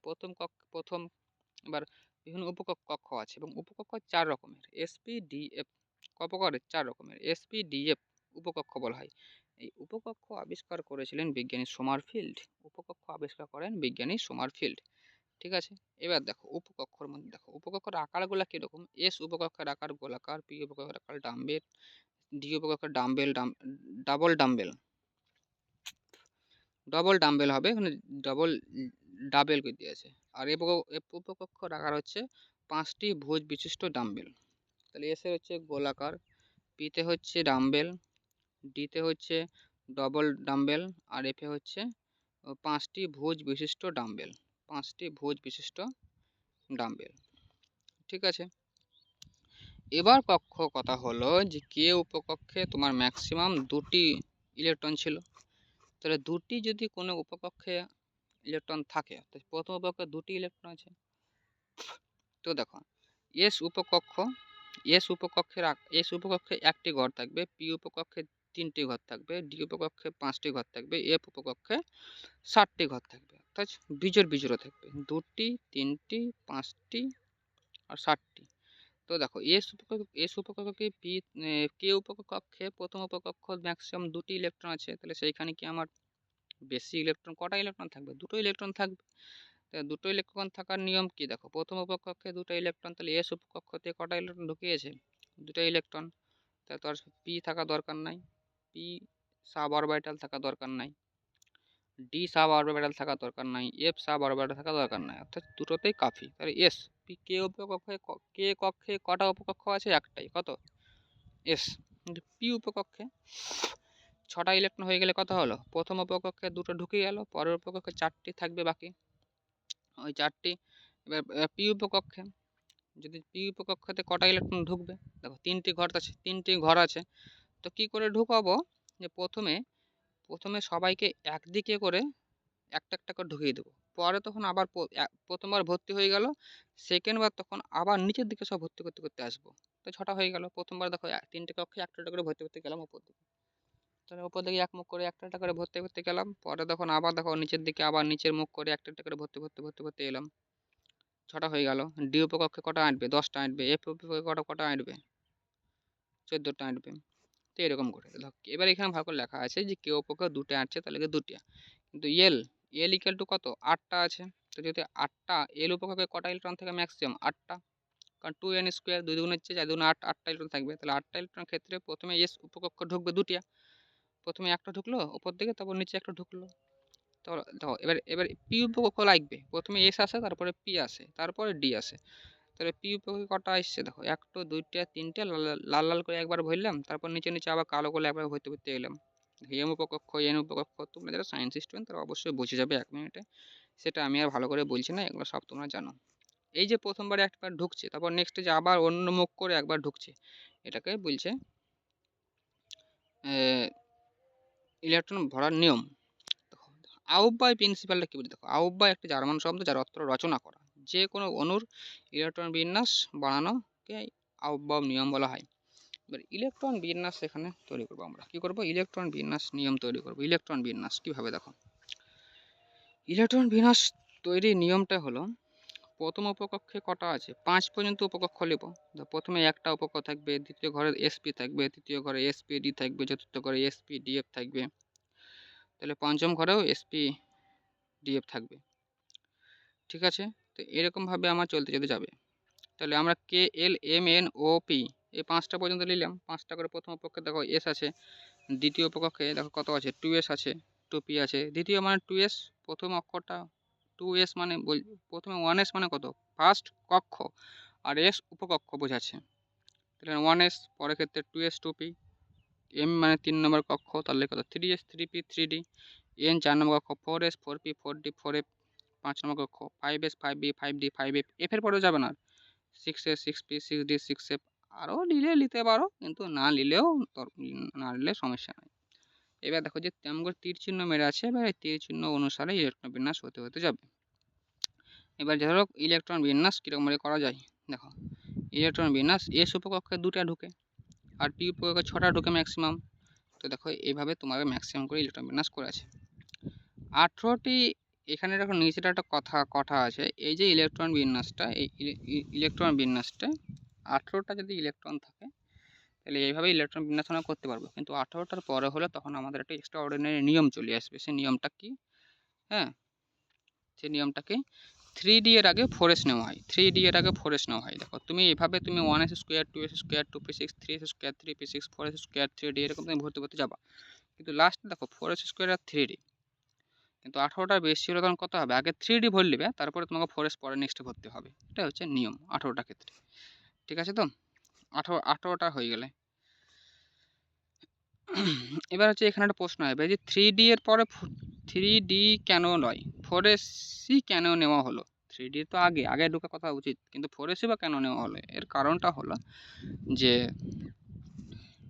যদি 19টা ইলেকট্রন যদি হয়, যদি 4s যদি নেওয়া হয়, যদি 20টা ইলেকট্রন 22 পর্যন্ত মানে এগুলো দেখো তোমরা অতটা পরিমাণে যাবা না, ডাইরেক্ট তোমরা এইটা মনে রাখো আউট বাই প্রিন্সিপালে কিছু এক্সেপশন, এই এক্সেপশনটা বুঝতে পারলে তোমরা অটোমেটিক বুঝে যাবে যে কেন নেওয়া হলো। দেখো ক্রোমিয়াম এই কটা এলিমেন্ট কিছু এক্সেপশন আছে, এগুলো পরীক্ষাতে আসে। কি কোন এলিমেন্টগুলো? ফর হিন্দি ল্যাঙ্গুয়েজ 24 कैरेट का सोना चांदी, 24 कैरेट का सोना चांदी। তো নিশ্চয় বুঝতে পারছো ক্রোমিয়াম, কপার, অরাম মানে সোনা, আর আর্জেন্টিনাম মানে হচ্ছে রূপা, সিলভার যাকে বলছে। তো ক্রোমিয়ামের কত 24, কপারে কত 23, অরামে কত 79, আর এজির কত 47। তো এখানে কীভাবে হবে দেখো, প্রথমে এক্সেপশন একটা দেখিয়ে দিচ্ছি, বাকিগুলো তোমরা করে নেবা। এক্সেপশন 24 ক্রোমিয়ামে দেখো 18 পর্যন্ত ঠিক আছে, 18 পর্যন্ত আমরা টুকটুক করে ভরে নিয়ে আসি। এবার 18 ভরে নেওয়ার পর আগে 4s নেবো, তারপরে 3D, তাহলে আগে 3D নেওয়া উচিত, তারপরে 4s। কিন্তু আগে 3D না নিয়ে আগে 4s ভরছি, আগে দূরের টাকা ভরছি, তারপরে প্রথম টাকা ভরছি। তো দেখো এর কারণটা হলো যে এখানে যদি আমরা কাজ করি, হ্যাঁ এখানে দেখো, এখানে 4s স্কোয়ার, তার আগে 4s স্কোয়ার ভরে দিয়েছি, তারপরে 3D 4 ভরবো, এটা নিয়ম। 18 পরে মামলা কিন্তু উল্টা হয়ে যায়, কারণ তোমরা জানো আগে কোনটা ঢুকে, আগে 3D ঢুকে তারপরে 4s পরে ঢুকে, আগে 4s ঢুকে তারপর 3D ঢুকে। 18 পর্যন্ত সব পরপর ঢুকতে হতে যায়, কিন্তু আগে 18 বেশি হলে আগে 3D ঢুকবে, তারপরে 4s ঢুকবে। কিন্তু এইখানটা নিয়ম এক্সট্রা হচ্ছে যে 4s এর নিচে দেখো ওই লাস্টেটা 4s 1 হবে, 2 না হয়ে 1 হবে, আর 3D 5 হবে। তার কারণটা হলো ডিতে ম্যাক্সিমাম কটা ইলেকট্রন ঢুকে? 10টা, কিন্তু ডিতে যদি 5 করে দিই তাহলে অর্ধ ইলেকট্রন পূর্ণ হলো। আর কোনো ইলেকট্রন অর্ধ পূর্ণ হলে সেটা কি হয়, সেটা বেশি স্টেবল হয়। তাই অর্ধ পূর্ণ করে 3D 5 করবো, কিন্তু 4sকে 1 করবো, তাহলে 4s 1 হয়ে গেল, অর্ধে কোন গেল, এসে তো দুটো ইলেকট্রন থাকে, আর ডিতে 5টা মানে 5 হয়ে গেল। এইভাবে ম্যাক্সিমামগুলো আমরা করব। ঠিক তো, হয় ফুল ফিল করো নাহলে হাফ ফিল করো, বেশি স্টেবল। লাস্টের কক্ষটাকে ফুল ফিল করো, ডি যেটা থাকবে সেটাকে হয় ফুল ফিল করো না তো হাফ ফিল করো। এরকম করে দুটা কপার আর ক্রোমিয়ামে তোমরা দেখে নেওয়া হয়ে যাবে। কোয়ান্টাম সংখ্যা, কোয়ান্টাম সংখ্যা হলো সেই সব সংখ্যা যেগুলো ইলেকট্রন একদম সঠিক অবস্থানকে বোঝায়, অর্থাৎ কোয়ান্টাম সংখ্যা ইলেকট্রনের সঠিক অবস্থানকে বোঝাবে। তো কোয়ান্টাম সংখ্যা কি দেখো, 1s স্কোয়ার, আমি যে প্রথমে লিখছিলাম 1s স্কোয়ার, এটা হচ্ছে কোয়ান্টাম নাম্বার। কি বার করবো দেখো, প্রথম কক্ষে থাকলে 1s স্কোয়ার, সেই কক্ষে কোন উপকক্ষে ইলেকট্রন আছে s, আর প্রথম ও দ্বিতীয় ইলেকট্রন, কটা ইলেকট্রন আছে? দুটো। তো এইভাবে বোঝানো যাবে নাকি, এখানে এইভাবে বোঝানো যাবে। তো 2p4, 2p4 দ্বিতীয় কক্ষ আছে, উপকক্ষ কত p, আর 4টে ইলেকট্রন আছে এইভাবে। আর ওখানে 5 6 7 8 অত ডিটেলসে আসে না, ছাড়ো, ঠিক আছে। নেক্সট, কোয়ান্টাম নাম্বার 4 প্রকারের হয়। কি কোয়ান্টাম নাম্বার 4 প্রকারের হচ্ছে দেখো, মুখ্য কোয়ান্টাম সংখ্যা, সহকারী কোয়ান্টাম সংখ্যা, চৌম্বকীয় কোয়ান্টাম সংখ্যা, ঘূর্ণন কোয়ান্টাম সংখ্যা। দেখো মুখ্য কোয়ান্টাম সংখ্যা n, অর্থাৎ কত নম্বর কক্ষে আছে সেটাকে বলছে মুখ্য কোয়ান্টাম সংখ্যা। সহকারী কোয়ান্টাম সংখ্যা অ্যাজিমুথাল বা সাবসিডিয়ারি কোয়ান্টাম নাম্বার এল দ্বারা চিহ্নিত করা হয়, চৌম্বকীয় কোয়ান্টাম সংখ্যাকে এম দ্বারা চিহ্নিত করা হয়, আর ঘূর্ণন কোয়ান্টাম সংখ্যাকে এস দ্বারা চিহ্নিত করা হয়। ঠিক আছে, তো সেরকম কি দেখো, মুখ্য কোয়ান্টাম সংখ্যা এটি ইলেকট্রনের কক্ষকে প্রকাশ করে, ইলেকট্রনের নিউক্লিয়াস থেকে দ্রুত তথা শক্তির স্তর বানায়। দেখো মুখ্য কোয়ান্টাম সংখ্যা কত, কে এর হচ্ছে কে এর ক্ষেত্রে n=1, এল এর ক্ষেত্রে n=2, এম এর ক্ষেত্রে n=3, মানে এগুলো মুখ্য কোয়ান্টাম সংখ্যা, বুঝতেই পারছো। সহকারী কোয়ান্টাম সংখ্যা, সহকারী কোয়ান্টাম সংখ্যা এস এর ক্ষেত্রে কত 0, পি এর ক্ষেত্রে 1, ডি এর ক্ষেত্রে 2, আর এফ এর ক্ষেত্রে 3। এস এর ক্ষেত্রে যদি সহকারী কোয়ান্টাম সংখ্যা বা অ্যাজিমুথাল কোয়ান্টাম নাম্বার বার করতে দিই তাহলে কত হবে, এস এর ক্ষেত্রে 0 হবে, পি এর ক্ষেত্রে 1 হবে, ডি এর ক্ষেত্রে 2 হবে, এফ এর ক্ষেত্রে 3 হবে। চুম্বকীয় কোয়ান্টাম সংখ্যা -l to l, একটা বার করলে বুঝে যাবো যে কীভাবে বুঝাইছি। আর ঘূর্ণন কোয়ান্টাম সংখ্যা ওপর দিকে হলে প্লাস হাফ করবো, আর নিচের দিকে হলে মাইনাস হাফ করবো। উপর দিকে হলে প্লাস হাফ, আর নিচের দিকে হলে মাইনাস হাফ। কী করে করছি সেটা দেখো। প্রথমে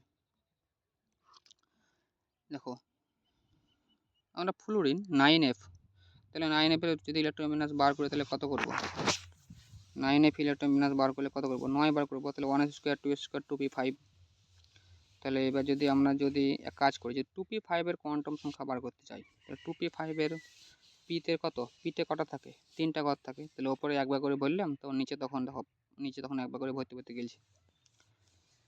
তাহলে এইখানে এন কত, এন মানে যেটা প্রথমে থাকে কোয়ান্টাম কত নম্বর কক্ষে আছে, তাহলে 2। এল কত, এল এল কত, এল তো তোমরা পড়লে যে 0, পি এর ক্ষেত্রে এসপি, এস এর ক্ষেত্রে 0, পি এর ক্ষেত্রে 1, তাহলে এখানে 1। আচ্ছা, এম কত, এম হচ্ছে -1, এম হচ্ছে -1। 9 নম্বর ইলেকট্রনের কোয়ান্টাম সংখ্যা যদি বার করা হয় তাহলে -1। 9 নম্বর যদি 5 নম্বরে কত, 5 নম্বরের ক্ষেত্রে কত হবে, এম ইকাল টু -1। কারণ দেখো এম ইকাল টু -1 এটা কথা হচ্ছে, দেখো প্রথমে 0 বসাবো মিডিলে, এস এর ক্ষেত্রে কত বসাবো, এস এর ক্ষেত্রে 0 বসাবো, 0 সব ক্ষেত্রে ম্যাগনেটিক কোয়ান্টাম নাম্বার 0। তো এখানে আমরা 5 নম্বরে বোঝাই, যদি আমরা এম বার করি, তাহলে দেখো মিডলে যদি 0 বসাই তাহলে এইদিকে -1 ওইদিকে +1। নিশ্চয়ই তোমরা জায়গাটা থেকে বুঝতে পারছো, আমি জুম করছি, দেখো এই জায়গাটা থেকে যদি এইভাবে সাজাও, অনের ক্ষেত্রে এল যত হয় তত দুই দিকে মাইনাস করে যায়। তো এল এর ক্ষেত্রে -1 +1, তার নিচের দিকে আছে ওই যে 8 নম্বর ইলেকট্রনটা আছে নিচের দিকে। তার নিচের দিকে থাকলে ওই ইলেকট্রন অ্যান্টি ক্লকওয়াইজ নিচের দিকে আছে, তাই চৌম্বকীয় কোয়ান্টাম সংখ্যা -12। আর এম কত হবে, -1। আর এল কত হবে, 1। নিশ্চয় বুঝতে পারছো, দেখো না হলে বুঝতে পারবে। এরকমভাবে প্রতিটা ইলেকট্রনের পরপর করা যায়। কোর ইলেকট্রন, যোজ্যতা ইলেকট্রন। কোর ইলেকট্রন মানে হচ্ছে সবচেয়ে বাইরের কক্ষে যে ইলেকট্রন থাকে সেটাকে যোজ্যতা ইলেকট্রন। যে ইলেকট্রনগুলো থাকে সবচেয়ে বাইরের কক্ষে সেগুলো বলছে যোজ্যতা ইলেকট্রন বা ভ্যালেন্স ইলেকট্রন, আর যেগুলো ভিতরে থাকে সেগুলো বলছে কোর ইলেকট্রন। এগুলো কে বলছে, কোর ইলেকট্রন।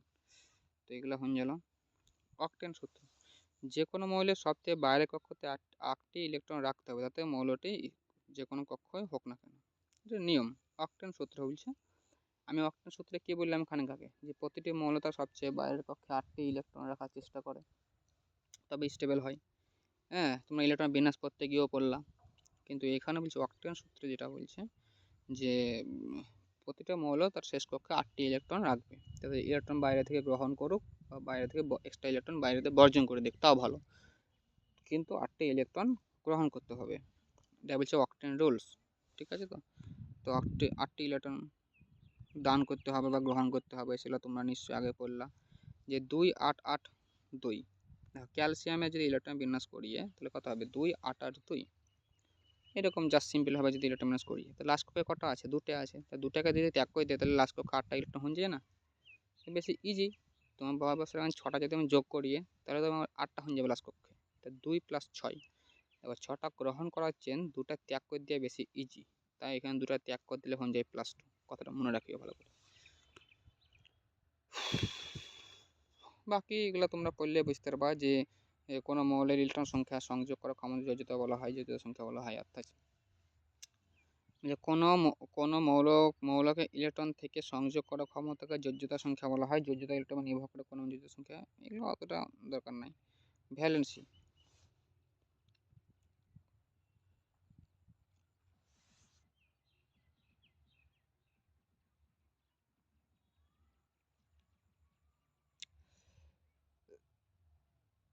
দেখো এই যে অক্সিজেন আছে, অক্সিজেন O2- কেন হয়, ওইখান থেকে অ্যালুমিনিয়াম 3টা ত্যাগ করে দিলে তো +3 হয়ে যাবে, তাহলে লাস্ট 8টা হয়ে যাবে। কিন্তু অক্সিজেনে 6টা আছে, 6টাকে বার করে দেওয়া বেশি ভালো না 2টা এক্সট্রা বাইরে থেকে নেওয়া ভালো, তাহলে 2টা বাইরে এক্সট্রা থেকে নিলে কত হয়ে যাবে, 8 হয়ে যাবে, তাহলে এখানে 2 হয়ে যাবে, -2 হয়ে যাবে, বেশি বেটার হয়ে যাবে, তাই এখানে 2টা লাই, এগুলো মাইনাস প্লাস হয়ে যায়।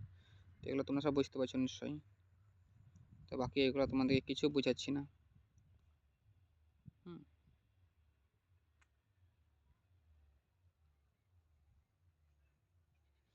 দেখো পি ব্লক এলিমেন্ট, এগুলো দেখো, এগুলো তোমরা ভালো করে ওইগুলো আছে। দেখো 17 ক্লোরিন, 17 Cl, 17 Cl এই যে মৌলের ইলেকট্রন বিন্যাসটা করবা, সিম্পল প্রসেসে 1s² 2s² 2p6 3s² 3p5, তোমার সিম্পল প্রসেস ইলেকট্রন বিন্যাস করলা। লাস্ট ইলেকট্রনটা কোন কক্ষের উপকক্ষে ঢুকছে দেখো, লাস্ট ইলেকট্রন 3 নম্বর কক্ষে, পি উপকক্ষে 5 নম্বর ইলেকট্রন, 5টা ইলেকট্রন ঢুকছে। তো এটা লাস্ট কক্ষে ইলেকট্রনগুলো পি উপকক্ষে ঢুকছে, তাই এগুলোকে বলছে পি ব্লক এলিমেন্ট। ঠিক আছে, পি ব্লক এলিমেন্ট। ঠিক আছে, পি ব্লক এলিমেন্ট এলিমেন্ট বলছে। আর এখানে দেখো, এখানে ফিফথ ফিফথ কটা ইলেকট্রন আছে? 5টা। তাহলে এখানে কটা গ্রুপ, ক নম্বর গ্রুপে আছে? 5 নম্বর গ্রুপে আছে। ফিফথ 5, ওপরে লাস্ট ইলেকট্রনটা 5, তাহলে 5 নম্বর গ্রুপে আছে। আর 1 থেকে 3 মানে 1 থেকে 7, তাহলে কত? 3 মানে কত? 1 থেকে 7 নম্বর পিরিয়ডে আছে। এগুলো হচ্ছে আমাদের আদি পর্যায় গ্রুপের অনুসারে সিস্টেম করা আছে। ঠিক আছে তো, আদি পর্যায় গ্রুপে। হ্যাঁ, আর এইখানে দেখো, এখানে পি ব্লক এলিমেন্ট দেওয়া আছে, অতটা ডি ব্লক এলিমেন্টের এত এখনো জানার দরকার নাই, তোমরা মানে এবার দেখে নেবে একবার। ওইটা আমি যেটা বললাম সেটা ভালো করে মুখস্থ করে নেবে। ঠিক আছে,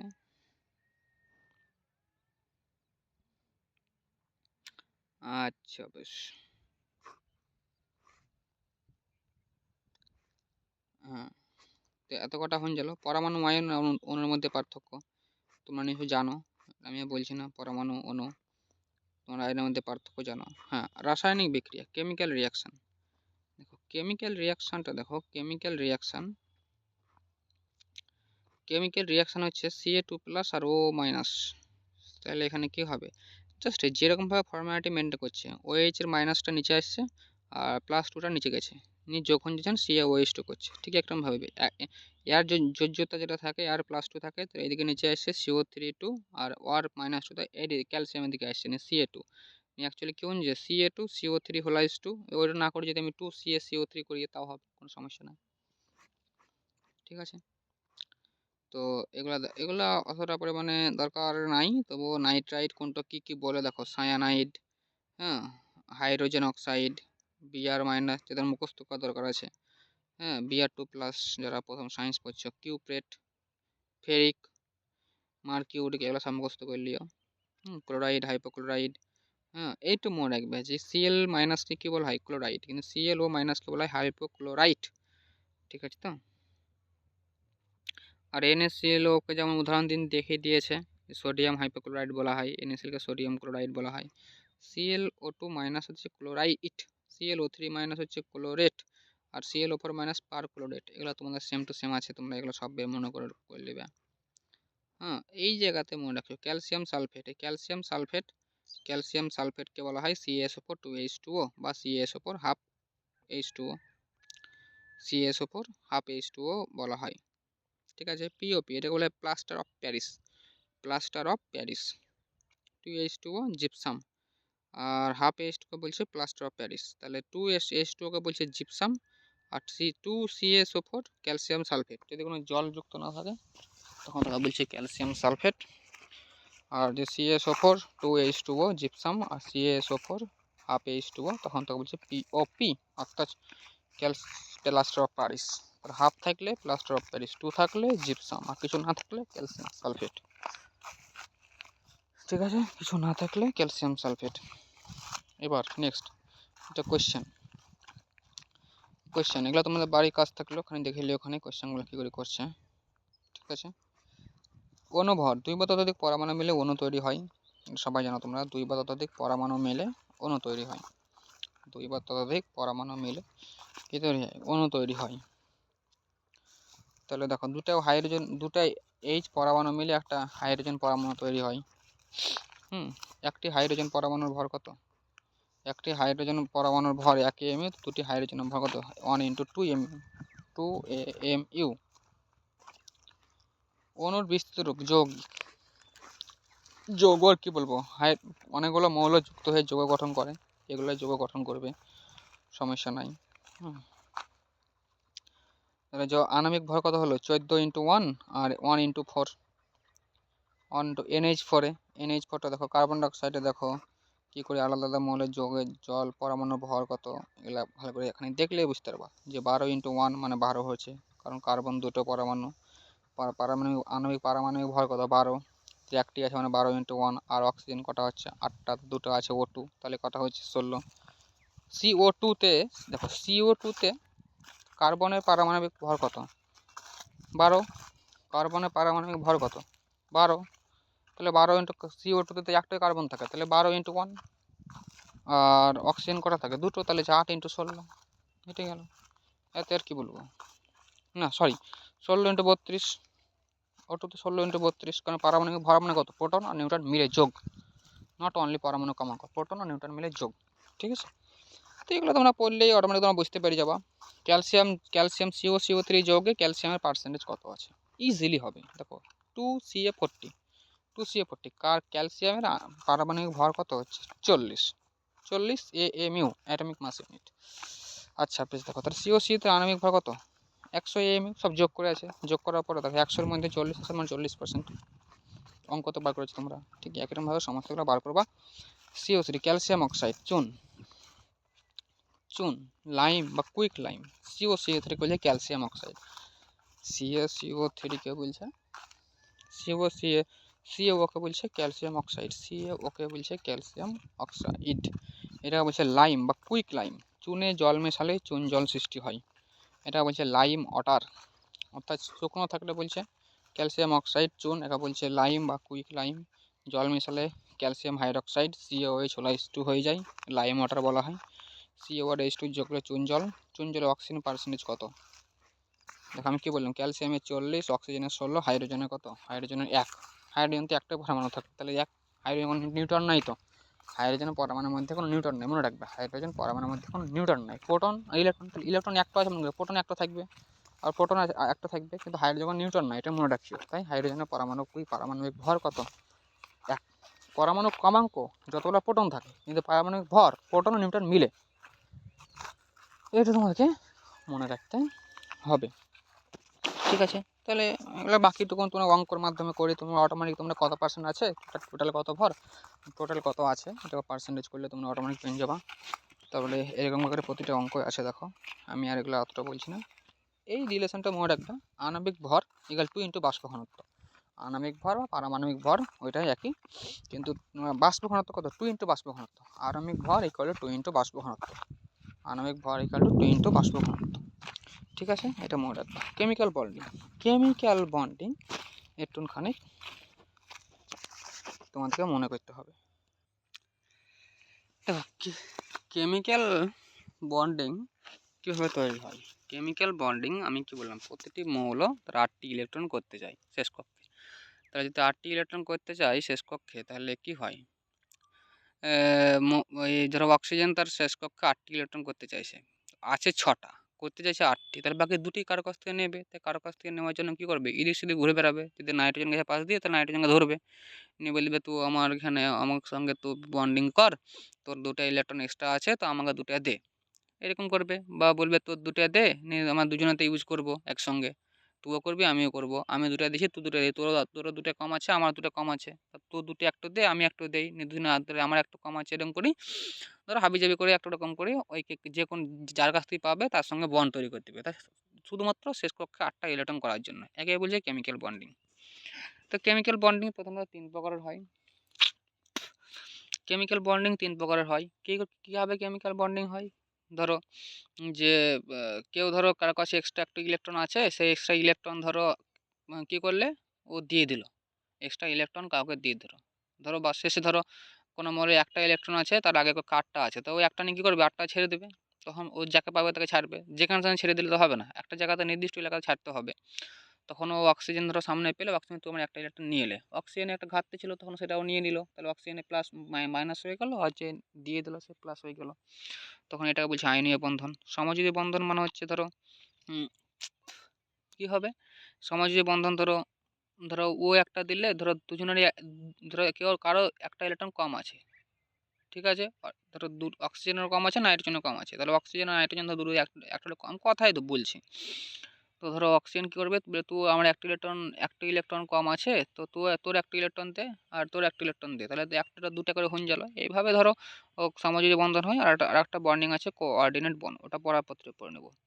তো দেখো এই দেখো সমযোজী বন্ড কী করে হচ্ছে দেখছো তো, লাস্ট কক্ষে একটা ইলেকট্রন ছিল, একটাকে ছেড়ে দিলে আর সোডিয়াম কক্ষে একটা হয়ে যাচ্ছে, তাহলে সোডিয়াম প্লাস প্লাস হয়ে যাচ্ছে। আর ক্লোরিন লাস্ট 7টা আছে, তা ক্লোরিন একটা ইলেকট্রনকে যোগ করে 8টা করে নিচ্ছে, তাহলে মাইনাস হয়ে যাচ্ছে, নিয়ে দুটাকে একসঙ্গে যোগ হয়ে গিয়ে NaCl তৈরি করে দিচ্ছে। তো এটাকে ভালো করে পড়লে তোমরা বুঝতে পারবা। ঠিক আছে তো? হুম হুম দেখো এইখানে একটা জিনিস, ভালো একটা জিনিস দেওয়া আছে যে ইলেকট্রন ত্যাগ, যদি কেউ ইলেকট্রন ত্যাগ করে মানে এবার কারা ত্যাগ করবে আর কারা গ্রহণ করবে, এটা নির্দিষ্ট একটা পয়েন্ট হিসেবে বুঝতে পারা যায়, কারা ত্যাগ করবে কারা গ্রহণ করবে। ধাতু বা যারা যারা ধাতুগুলো ইলেকট্রন ত্যাগ করে, অধাতুগুলো সবসময় ইলেকট্রন গ্রহণ করে। এটা সবসময় মনে রাখবা যে তুমি ইলেকট্রন গ্রহণ বর্জন থেকে ধাতু অধাতুর মধ্যে ক্লাসিফিকেশন করতে পারবা। তো বাকি এগুলো তোমরা জানো। আর আয়নীয় আয়নীয় আয়নীয় বন্ধনের মধ্যে হুম কী করে হয়, ইলেকট্রন পুরোপুরি দিয়ে দেবে, নেবে না, পুরোপুরি দিয়ে দেবে। এইখানে পাশে একটা কথা না লেখা আছে যে বলছে কঠিন অবস্থায় তড়িতের পরিবাহী হয়। দেখো এর প্রথমে কি বলছে, আয়নীয় বন্ধন বা তড়িৎ বন্ধনের বৈশিষ্ট্য, ইলেকট্রনের স্থানান্তরের ফলে তড়িৎ তৈরি হওয়া বন্ধন। দেখো এখানে কি বলছে, এটি কঠিন অবস্থায় আয়নীয় বন্ধনগুলো কীরকম টাইপের হয়, যে ইলেকট্রন যেটা পড়লো এক্ষুনি সেটা হচ্ছে আয়নীয় বন্ধন, একটাও দিয়ে দিলে একটাও নিয়ে নিলে তাহলে মাইনাস হয়ে গেল প্লাস হয়ে গেলো, অ্যাট্রাকশন তৈরি হলো, যোগ হয়ে গেল। তো আয়নীয় বন্ধন বা তড়িৎ বন্ধনের বৈশিষ্ট্য যেটা এখানে করা যাবে সেটা হচ্ছে ইলেকট্রন স্থানান্তরের ফলে তৈরি হওয়া বন্ধন, প্রথম কথা। তো এটা যে প্রথমে বৈশিষ্ট্য আছে, যে বৈশিষ্ট্যগুলো দেখো এগুলো পরীক্ষাতে আসে, বলছে এটি কঠিন অবস্থায় তড়িতের কুপ্রবাহী হয়, হ্যাঁ, কিন্তু জলের সঙ্গে মিশে এলে তড়িতের সুপরিবাহী হয়ে যায়। খুব ইম্পর্টেন্ট পয়েন্ট। বিশুদ্ধ জল তড়িৎ প্রবাহিত হয় না, কিন্তু NaCl মেশালে তড়িৎ প্রবাহিত হয়। 2 নম্বর পয়েন্ট, কারণ NaCl ভাগ হয়ে যাবে তড়িৎ পরিবহন করলে Na প্লাস Cl মাইনাসে, তখন সেটা Na plus Cl minus plus minus হয়ে গেলে তখন তড়িতের সুপরিবাহী হয়ে যাবে। জলে সামান্য এরা দাব্য, এরা অর্গানিক সলভেন্ট, কম দ্রবণীয়, অর্থাৎ জৈব দ্রাবকে কম দ্রবণীয়, যেমন বেনজিন, ইথাইল, অ্যালকোহল, এরা কিন্তু জৈব দ্রবক কেন বললাম, প্রথমে জৈব দ্রবকের সংজ্ঞা বলে দিয়েছি, কার্বন থাকলে জৈব দ্রবণ। আচ্ছা এটার স্ফুটনাঙ্ক গলনাঙ্ক উচ্চ হয়, কারণ তড়িৎ বন্ধনেরা, তো তড়িৎ বন্ধনের স্ফুটনাঙ্ক গলনাঙ্ক তো হাই হবেই, কারণ ইলেকট্রিকের মাধ্যমে একটা ইলেকট্রিক ফোর্স কাজ করছে এদের মধ্যে। আর এগুলো ক্লাস্কার হয়, অর্থাৎ ক্লাস্কার মানে একটা আকৃতি থাকে। ঠিক আছে, যেমন নুন, NaCl, লবণ, একটা আকৃতি নাই, তো আকৃতি থাকে। মেটাল আর নন মেটাল, মেটাল আর নন মেটালের মধ্যে পার্থক্য কীরকম, এগুলো মনে রাখবা যে মেটাল আর নন মেটালের মধ্যে পার্থক্য কি। মেটাল মেটাল সম্বন্ধে কী হয়, মেটাল ইলেকট্রন দান করে, আর ইলেকট্রন দান করে তাই আয়নন বিভব কম। আয়নন বিভব পড়াবার পরে আগে বুঝলাও মেটাল ইলেকট্রন বার করে দেয়, তাই হচ্ছে আয়নন বিভব কম। আর আর মানে আর এই ইলেকট্রন গ্রহণ করে তার আয়নন বিভব বেশি। ইলেকট্রন প্রবণতা, ইলেকট্রন অ্যাফিনিটি কম মেটালের ক্ষেত্রে, আর ইলেকট্রন প্রবণতা বেশি, এর ইলেকট্রন প্রবণতা বেশি। নন মেটালের সব বেশি, আর তড়িৎ ঋণাত্মকতা কম মেটালের, আর তড়িৎ ঋণাত্মকতা বেশি। তাহলে মনে রাখবা আর আয়নন বিভব, ইলেকট্রন প্রবণতা, তড়িৎ ঋণাত্মকতা সবই কম, কিন্তু নন মেটালের ক্ষেত্রে সবগুলো বেশি আছে। এটা মনে রাখলাম। সমযোজী বন্ধন, সমযোজী বন্ধন দেখছো তো,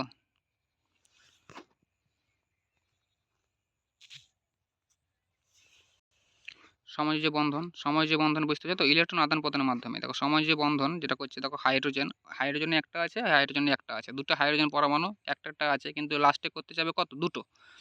হাইড্রোজেনের পরমাণু ক্রমাঙ্ক কত, ইলেকট্রন সংখ্যা কত, এক, তাই হচ্ছে এক, কিন্তু হাইড্রোজেন দুটো হাইড্রোজেন যুক্ত হবে, কারণ চাই হাইড্রোজেন শেষ কক্ষে প্রথম কক্ষে দুটো ইলেকট্রন, কারণ আমি বলি দুটো কিংবা আটটা, তাহলে হাইড্রোজেনকে দুটো ইলেকট্রন করলে বেশি ভালো। তাহলে দুটো ইলেকট্রন করলে যদি বেশি ভালো হয়, তাহলে হাইড্রোজেন দুটো পরমাণুর সঙ্গে যুক্ত হবে, তাহলে দুটো পরমাণুর সঙ্গে যুক্ত হলে কত হবে, ই একটা দেবে, ই একটা দেবে, মাঝে মধ্যে ওই দুটো ইলেকট্রনকে ই একবার ইউজ করবে, ওই একবার ইউজ করবে।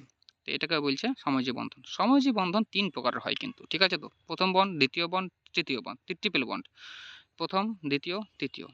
ঠিক আছে, অর্থাৎ যদি দুটো ইলেকট্রন যদি পরপর যদি একটা করে ইলেকট্রন দেয় তাহলে প্রথম সিঙ্গেল বন্ড, কিন্তু যদি ডবল ডবল দিয়ে দেয় তাহলে ডবল বন্ড, এও ডবল ডবল দিচ্ছে, দুটো দুটো করে দিচ্ছে, তাহলে দেখো এরকম কার্ডটা হয়ে যাচ্ছে। অক্সিজেনের ক্ষেত্রে ছটা ছটা আছে, শেষ কক্ষে ছটা আছে, তাহলে ওই যে দুটো দিলে, ই যে দুটো দিলে, তাহলে দুটো দুটো করে যোগ হয়ে গেল, তাহলে দেখো কটা হয়ে যাবে, চারটা, আর ওই দুটো দুটো চারটে, তাহলে আটটা, আর একবার আটটা হচ্ছে, আর একবার আটটা হচ্ছে, তাহলে ডবল বন্ড হয়ে গেল। মাঝে মধ্যে ট্রিপল, নাইট্রোজেনের ক্ষেত্রে ট্রিপল বন্ড হয়ে যায়, তাহলে সমযোজী বন্ধন।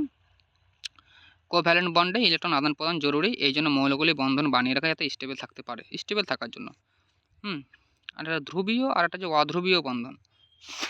ধ্রুবীয় আর অধ্রুবীয় বন্ধন কাকে বলে দেখো, ধ্রুবীয় আর অধ্রুবীয়। ধ্রুবীয় তখনই হবে যখন দুটি আলাদা পরমাণু যোগ হয়ে যাবে, আর অধ্রুবীয় যখন একই পরমাণু যুক্ত হবে তখন তাকে বলছে অধ্রুবীয়, অথবা তাদের মধ্যে কোনো আকর্ষণ থাকবে না। কিন্তু যদি আলাদা আলাদা হলে তো হাইড্রোজেন একটা আলাদা, ক্লোরিন একটা আলাদা, ওদের মধ্যে তো ওদের মধ্যে ইলেকট্রোনেগেটিভিটি বা ইলেকট্রোপজিটিভিটি তো একটা আলাদা একটা আকর্ষণ থাকবে না, তখন তখন কি হবে, তখন একটা আকর্ষণ থাকবে, যেখানে আকর্ষণ সেটাকে বলবো ধ্রুবীয় অর্থাৎ পোলার, আর যেটাকে বলবো আকর্ষণ নাই, ক্লোরিন ক্লোরিন দুই ভাই ভাই, এটা কি আকর্ষণ করবে, এটা তো ভাই ভাই, তো সেইখানে ক্লোরিন। ঠিক আছে, তো দেখো এই সেলের মধ্যে একটা কি থাকবে, একটা তোমার একটা আকর্ষণ কাজ করবে। হ্যাঁ, তো এখানে আলাদা ব্যাপার হয়ে যাবে। ঠিক আছে, এবার ইলেকট্রোনেগেটিভিটি, একটা ইলেকট্রোনেগেটিভিটি স্কেল দিয়ে, ইলেকট্রোনেগেটিভিটি স্কেল দিয়ে জিনিসটা ভালো করে পারো, যদি ইলেকট্রোনেগেটিভিটি কোনো পদার্থের ক্ষেত্রে অর্থাৎ তড়িৎ ঋণাত্মকতা অর্থাৎ কতটা ওর মধ্যে ইলেকট্রিক চার্জ আছে, নেগেটিভ চার্জ আছে, এটা যদি 0.5-এর থেকে বেশি হয় তখন তাকে বলবো পোলার, আর 0 থেকে 5-এর থেকে যদি কম হয় তখন তাকে বলবো নন পোলার। ম্যাক্সিমাম ক্ষেত্রে হাইড্রোজেনের ক্ষেত্রে, ক্লোরিনের ক্ষেত্রে, সমস্ত মৌলের ক্ষেত্রে ইলেকট্রোনেগেটিভিটি আছে, না থাকার লয়, কিন্তু সেটা 0.5-এর থেকে কম।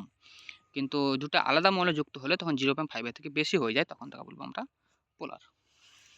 ঠিক আছে, তো এতক্ষণ পর্যন্ত তো বাকি, এবার দেখো এতক্ষণ পর্যন্ত হন যায়, তাহলে HCl যে পরমাণু যদি গঠন করি আমরা, HClটা যদি গঠন করি, তাহলে HCl এর ক্ষেত্রে যদি গঠন করা যায় তাহলে কি অ্যাকচুয়ালি হতে পারে, H মানে প্লাস আর Cl মানে মাইনাস, তার মানে প্লাস থেকে মাইনাসের দিকে মাইনাস রকম বেশি টানবে, কারণ হচ্ছে Cl এর H প্লাসের যে পজিটিভ আকর্ষণ, Cl এর নেগেটিভ আকর্ষণ অনেক বেশি, তাই ইলেকট্রোনেগেটিভিটি কীরূপ করবো, দেখো ইলেকট্রোনেগেটিভিটি কীভাবে করবো, দেখো ইলেকট্রোনেগেটিভিটি হচ্ছে এইচের পজিটিভিটি কত 2.1, আর আর ক্লোরিনের 3, এগুলো বিয়োগ করলে 0.9, তাই 0.9 অলওয়েজ কত 0.5-এর থেকে বেশি, তাই এটা হচ্ছে পোলার, তাই এটা তোমরা মনে রাখবা। কিন্তু ক্লোরিনের ক্ষেত্রে কত হবে, ওয়ার 3 জিরো, আর জিরো মানে লেস দ্যান 0.5, তাই নন পোলার। অ্যাকচুয়ালি যেটা বললাম আমি সেটাই এখানে করা আছে। হ্যাঁ, এবার হচ্ছে হাইড্রোকার্বনের মধ্যে অধ্রুবীয় সমযোজী বন্ধন তৈরি হয়, মিথেন CH4, ইথেন হাইড্রোকার্বনের মধ্যে ধ্রুবীয় আর অধ্রুবীয়। হ্যাঁ, এটা মনে রাখবা, হাইড্রোকার্বনের মধ্যে, হাইড্রোকার্বন মানে যেগুলো কার্বন আর হাইড্রোজেনের মধ্যে তৈরি করতে তো বলছে হাইড্রোকার্বন, হাইড্রোকার্বনের মধ্যে অধ্রুবীয় অর্থাৎ নন পোলার সৃষ্টি হয়, শুধুমাত্র যে একই মৌলের মধ্যে অধ্রুবীয় সৃষ্টি হবে তাহলে হাইড্রোকার্বন যেগুলো আছে সেগুলোর মধ্যে অধ্রুবীয় সৃষ্টি হয়। ঠিক আছে, তো এটা তোমরা মনে রাখবা। তাই দেখো সবগুলো আছে এখানে অধ্রুবীয়, এগুলো আমরা বলছি না, আর সবগুলো অধ্রুবীয় আছে নন পোলার। ডাইপোল মোমেন্ট হচ্ছে এই যে একটা আকর্ষণ একটা বিকর্ষণ কার দিকে যাবে, অর্থাৎ ভেক্টর কোয়ান্টিটির দিক। ধরো কার্বন শুধু একাই আছে পজিটিভ নিয়ে, আর দুই দিকে দুই অক্সিজেন টানছে ডাবল বন্ডিং করে, তাহলে কি হবে, একটা নির্দিষ্ট একটা অবশ্যই পোলার বন্ড, CO2 একটা পোলার বন্ড, কিন্তু পোলার বন্ড হলে কি হবে, একটা অক্সিজেন বেশি টানবে, কার্বন একাই কতটা নিজে সামনে রাখতে পারবে, তারপরে যে অণুটার যে একটা সরলরেখা কার থেকে একটা নির্দিষ্ট একটা শেপে চলে আসবে, কীরকম শেপ দেখো, শেপে চলে আসবে, এরকম একটা শেপে চলে যাবে, একটা শেপ মানে একটা দুই দিকে দুজনে টানছে, তাহলে একটা রকম ডিসব্যালেন্স তৈরি হবে না, এটাকে বলছে কি বলছে অ্যাকচুয়ালি ডাইপোল মোমেন্ট, এটাকে বলছে actually dipole moment. Dipole moment, হাইড্রোজেনকে অক্সিজেন মিডলে আছে নেগেটিভ, আর দুই দিকে দুই হাইড্রোজেন টানছে, তাহলে কত হবে, তাহলে অক্সিজেনের ইলেকট্রন নেগেটিভ বেশি কিন্তু হাইড্রোজেনের কম, তাই অক্সিজেন টানবে দুই হাইড্রোজেনকে, তা অক্সিজেন দুই হাইড্রোজেনকে টানলে একটা দেখো কীরকম একটা একটা তৈরি হয়ে যাবে, একটা আকার তৈরি হয়ে যাবে, এটাকেই বলছে অ্যাকচুয়ালি তোমার কি ডাইপোল মোমেন্ট। ঠিক আছে, তো ধ্রুবীয় বন্ধন অধ্রুবীয় বন্ধন, উচ্চ স্ফুটনাঙ্ক উচ্চ গলনাঙ্ক এবং পৃষ্ঠতাঙ্ক, আর বলছে নিম্ন স্ফুটনাঙ্ক গলনাঙ্ক পৃষ্ঠতাঙ্ক, অধ্রুবীয় বন্ধনের ক্ষেত্রে নিম্ন, কারণ একই পরমাণুর মধ্যে হয়, আর ধ্রুবীয় মধ্যে একই আলাদা। তো এখানে দেখো সমস্ত ক্ষেত্রে হাই, এখানে সমস্ত ক্ষেত্রে লো, মানে সমস্ত অধ্রুবীয় ক্ষেত্রে সমস্ত ক্ষেত্রে low vapour pressure high vapour pressure এগুলো। এবার হচ্ছে lone pair electron, lone pair ইলেকট্রনটা কি ভালো করে মনে রাখবো, বন্ধন তৈরি করার সময় ইলেকট্রন আদান প্রদানের সময় সে সমস্ত জোর বা যারা বন্ধন তৈরিতে অংশগ্রহণ করে না তাদেরকে লোন পেয়ার বলা হয়, বা বন্ধন তৈরি করছে কিছু কিছু ইলেকট্রন এক্সট্রা থেকে যায়, সেগুলো যে বলছে কোনো বন্ধন তৈরি করে না, এটাকে বলছে লোন পেয়ার, এটাকে বলছে লোন পেয়ার। যেমন নাইট্রোজেনের ক্ষেত্রে যখন বন্ধন তৈরি করছে, যেমন দুটা ইলেকট্রন দেখো 8টা করছিল, 3 3 6 আর 2 8, কিন্তু এই দুটা ইলেকট্রন কোনো বন্ধন তৈরি করছিল না, এটাকে বলছে লোন পেয়ার, এটাকেই বলছে লোন পেয়ার, আর কিছু নয়। দেখো বন্ড প্রধানত দু প্রকার হয়, single bond, double bond, triple bond. তোমরা পড়লে যে দুটা বন্ড, দুটো ইলেকট্রন হলে সিঙ্গেল বন্ড, 4টা ইলেকট্রন হলে ডবল বন্ড, 6টা ইলেকট্রন হলে ট্রিপল বন্ড, আর এক্সট্রা বলো 8টা হলে তো তোমার ডাইরেক্ট তোমার 8টা থাকলে তো আর প্রয়োজন করা পড়তো না, না, তো সেইখানে তাহলে এখানে সিঙ্গেল বন্ড, ডবল বন্ড আর ট্রিপল বন্ড, যদি সিঙ্গেল বন্ড থাকে সেটা হলো সিগমা বন্ড, কিন্তু ডবল বন্ড থাকলে একটা সিগমা দুটো পাই বন্ড, আর যদি ট্রিপল বন্ড থাকে তাহলে একটা সিগমা দুটা পাই বন্ড, তাহলে শুধু সিগমা বন্ড একটা থাকবে, বাকি সব পাই বন্ড। ঠিক আছে, তো এগুলো তোমরা বুঝতে পারবা যে এখানে দেখো মিথেনের ক্ষেত্রে 4টে আছে, চারদিকে 4টে, তাহলে 4টে সিগমা বন্ড আছে। অক্সিজেনের ক্ষেত্রে দেখো দুটা বন্ড আছে, তাহলে একটা সিগমা একটা পাই বন্ড। এগুলো ভালো মনে রাখবে। তাহলে বাকি এগুলো তোমরা তো এই একটি করি, একটা সিগমা বন্ড থেকে বাকি যা থাকবে বন্ডিং সব পাই বন্ড। ঠিক আছে তো, মানে একটা মানে একই সঙ্গে একটা বন্ড। কোঅর্ডিনেট বন্ড কোঅর্ডিনেট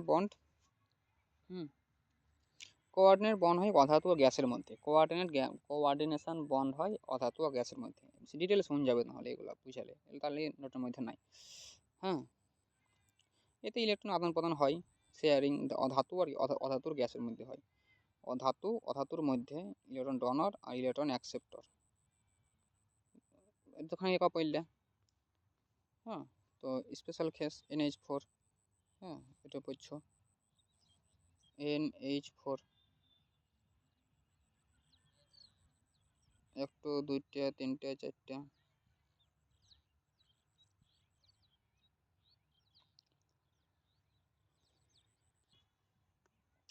দেখো ওপরে যে এখানে কোঅর্ডিনেশন বন্ড আছে, এই কোঅর্ডিনেশন বন্ডে দেখো এখানে যে NH4 এর ক্ষেত্রে আমি শুধু এই লাইনটা বোঝাচ্ছি, তারপর তোমরা পরে একবার খানিক ট্রাই করবা বাকিগুলো বুঝার, একবার গুগল সার্চ করে। তবু আমি একবার বুঝিয়ে দিচ্ছি। দেখো ওটা অতটা পরিমাণে ক্লিয়ারলি নাই, তবুও দেখো একবার। NH4 গঠন করার সময়তে দেখো এখানে সব 8টা হয়ে যাওয়ার পরে দেখো একটা এক্সট্রা থাকছে, তখন একটা এক্সট্রা কাকে করবে, একটা এক্সট্রা তখন একটা যে কোনো হাইড্রোজেনকে দিয়ে দিবে, মাইনাস করে দিবে। এগুলো বলছে একটা স্পেশাল কেস, মানে লোন ইলেকট্রনগুলোকে দান করে দেওয়া, তখন NH মাইনাস হয়ে যাবে। এটা একবার তোমাদেরকে ক্লাসে বুঝিয়ে দেবো। ঠিক আছে তো, বাকি দেখো কোভ্যালেন্ট বন্ড মানে সমযোজী বন্ধন কি কি হতে পারে, single bond, double bond, triple bond. তার সিগমা বন্ড আর পাই বন্ধু ভাবে বিভক্ত। লোন পেয়ার ইলেকট্রন থাকতেই পারে, সমযোজী বন্ধনের পর লোন পেয়ার ইলেকট্রন আসে থাকতে পারে। সমযোজী বন্ধন হলে বন্ডগুলো পোলার হতে পারে, আবার নন পোলার হতে পারে। স্পেশাল কেস কোঅর্ডিনেট বন্ড যোজ্যতা থেকে অধিক কোঅর্ডিনেট বন্ড কাদের মধ্যে হয়, N2O NH4 NaOH। যেটা পড়লে যেটা বোর্ডে বুঝিয়ে দেবো বললাম কি N2O NH4 NaOH। ঠিক আছে, এখানে যে হাইড্রোজেন বন্ড এক প্রকারের হাইড্রোজেন বন্ড কারা, হাইড্রোজেনের সঙ্গে যেসব মৌলগুলো বন্ডিং তৈরি করে তাদের বলছে হাইড্রোজেন বন্ড। এবার এখানে হাইড্রোজেন বন্ডের কিছু বৈশিষ্ট্য পাবা, যেগুলো হচ্ছে কাদের কাদের সঙ্গে হাইড্রোজেন বন্ড করতে পারে, সবার সঙ্গে করতে পারবে করবে না, যা তার সঙ্গে করে দেবে না। কাদের কাদের সঙ্গে ফ্লোরিন, অক্সিজেন, নাইট্রোজেন, এদের মধ্যে হাইড্রোজেন বন্ড তৈরি হয়। হাইড্রোজেন বন্ড অলওয়েজ দুর্বল। পাশে লেখা আছে দেখো, হাইড্রোজেন বন্ড অলওয়েজ দুর্বল। কাঁচ, হাইড্রোজেন ফ্লোরাইড দ্রবণে কাঁচের উপর লেখার জন্য এই কাঁচের উপর লিখবো, তখন আমরা HF এর জলীয় দ্রবণ প্রয়োগ করবো, মানে কাঁচের উপর লেখা যায় হাইড্রোজেন ফ্লোরাইড। ঠিক আছে, বন্ড এনার্জি তিনটের মধ্যে কার বেশি, অবশ্যই 3 নম্বর বেশি। তিনটা বন্ড আছে মানে অবশ্যই বন্ড এনার্জি বেশি, বন্ডটাকে ভাঙতে অনেক শক্তি প্রয়োগ করতে হবে, তাই HF এর মধ্যে বেশি। তারপরে যে ডবল বন্ডে কম, তারপরে সিঙ্গেল বন্ডে সমস্যা নাই। কার মধ্যে বন্ধন শক্তি বেশি, CF4 অবশ্যই বেশি। তোমরা ভালো করে এই CF4টা বানিয়ে দেখবা। তো বাকি এগুলো তোমরা সবাই এগুলো বুঝতে পারছো। ইলেকট্রনগুলো নিউক্লিয়াসের দূরত্ব বাড়াতে আলাদা আলাদা করা সহজ, অবশ্যই। ইলেকট্রনগুলিকে যদি নিউক্লিয়াস থেকে দূরত্ব বাড়ানো হয়, তাহলে এদের কি হবে, ইলেকট্রনগুলোকে যদি নিউক্লিয়াস থেকে দূরত্ব বাড়ানো হয়, তাহলে ইলেকট্রনগুলো দুর্বল হয়ে যাবে, সেই ইলেকট্রনগুলোকে বাইরে বার করতে বেশি ইজি, এটা মনে রাখিও। তো এইরকমভাবে ফ্লোরিন, ক্লোরিন, ব্রোমিন, আয়োডিন এভাবে সহজে ফ্লোরিন থেকে ইলেকট্রন বার করা যাবে, ক্লোরিন থেকে ইলেকট্রন বার করা যাবে, ব্রোমিন থেকে ইলেকট্রন বার করা যাবে, আয়রন থেকেও ইলেকট্রন বার করা যাবে। হ্যাঁ, তো এগুলো ভালো করে বুঝতে পারছো। দেখো এখানে যতগুলো বন্ড আছে, সব থেকে যে বন্ডটাকে ভাঙতে সিগমা পাই বন্ডের মধ্যে কে সব থেকে শক্তিশালী, তাহলে যদি বলা যায় তাহলে সিগমা বন্ড বেশ শক্তিশালী পাই বন্ডের চেয়ে। ঠিক আছে তো, কারণ সিগমা বন্ড তৈরি হয় এস অরবিটালের ওভারল্যাপিং এর ফলে। হ্যাঁ, আর পাই বন্ড তৈরি হয় পি অরবিটালের ওভারল্যাপিং এর ফলে। তাই পাই বন্ড সহজে ভেঙে যায়, কিন্তু এস বন্ড সহজে ভাঙে না, কারণ এস সবসময় নিউক্লিয়াসের কাছে থাকে, তাই এস বন্ড ভাঙে না, কিন্তু পাই বন্ড সহজে ভেঙে যায়। বন্ধন দৈর্ঘ্য কার বেশি, বন্ধন দৈর্ঘ্য বেশি হচ্ছে তোমার সিঙ্গেল বন্ডের, তারপর ডবলের, তারপর ট্রিপলের। কারণ তিনটা বন্ড মানে ইলেকট্রনগুলো কাছে আসবে, ডবল বন্ড মানে ইলেকট্রনগুলো এখানে দূরে সরে যাবে, ট্রিপল বন্ড আর সিঙ্গেল বন্ড মানে ইলেকট্রনগুলো অনেক দূরে আছে, তাই বন্ধন দৈর্ঘ্য সব থেকে বেশি কার, সিঙ্গেল বন্ডে, তারপরে ডবল বন্ডে, তারপর ট্রিপল বন্ডে। ঠিক আছে, তো এইগুলাই। এবার হচ্ছে হাইব্রিডাইজেশন সংকরায়ন। এই জিনিসটা ভালো করে মনে রাখবা যে আমরা অরবিটাল পড়ে আছি কি SPDF, অরবিটাল SPDF। তো হাইব্রিডাইজেশন দেখো, একটা এস আর দুটো পি যদি মিলে sp2 হাইব্রিডাইজেশন হয়। আর sp2 একটা এস একটা পি হলে sp, একটা এস দুটো পি হলে sp2, একটা এস দুটো তিনটা পি হলে sp3, আর একটি এস তিনটে পি আর একটা ডি হলে sp3d, আর একটি এস তিনটা পি আর দুটি ডি হলে sp3d2। সংকরায়ন, এই সংকরায়নের তিনটার আকৃতির কোনটা মনে রাখবা, যে sp রৈখিক, sp2 এর ত্রিভুজাকার আর sp3 হচ্ছে চতুর্ভুজাকার। এটা মনে রাখবা, কারণ মনে রাখবা sp মানে দুটা পয়েন্ট, sp3 মানে তিনটা পয়েন্ট মানে ত্রিভুজ, আর sp3 মানে হচ্ছে চতুর্ভুজ। এই তিনটা মেন। এটা কোন কত 180, 120, 109.28 ডিগ্রি, 28 মিনিট, 109.28 মিনিট হবে, 109.28 মিনিট হবে। বাকি যে কোণগুলো আছে sp3d ত্রিভুজাকার, ডি পিরামিডীয়, এদের কোণ 90 ডিগ্রি বা 120 ডিগ্রি হতে পারে। sp3d2 অক্টাহেড্রাল 90 ডিগ্রি হতে পারে। মানে এরা যদি ওভারল্যাপিং হয় তাহলে একটা কোণ তৈরি হয়, একটা ছবি তৈরি হয়ে যায় এগুলাই।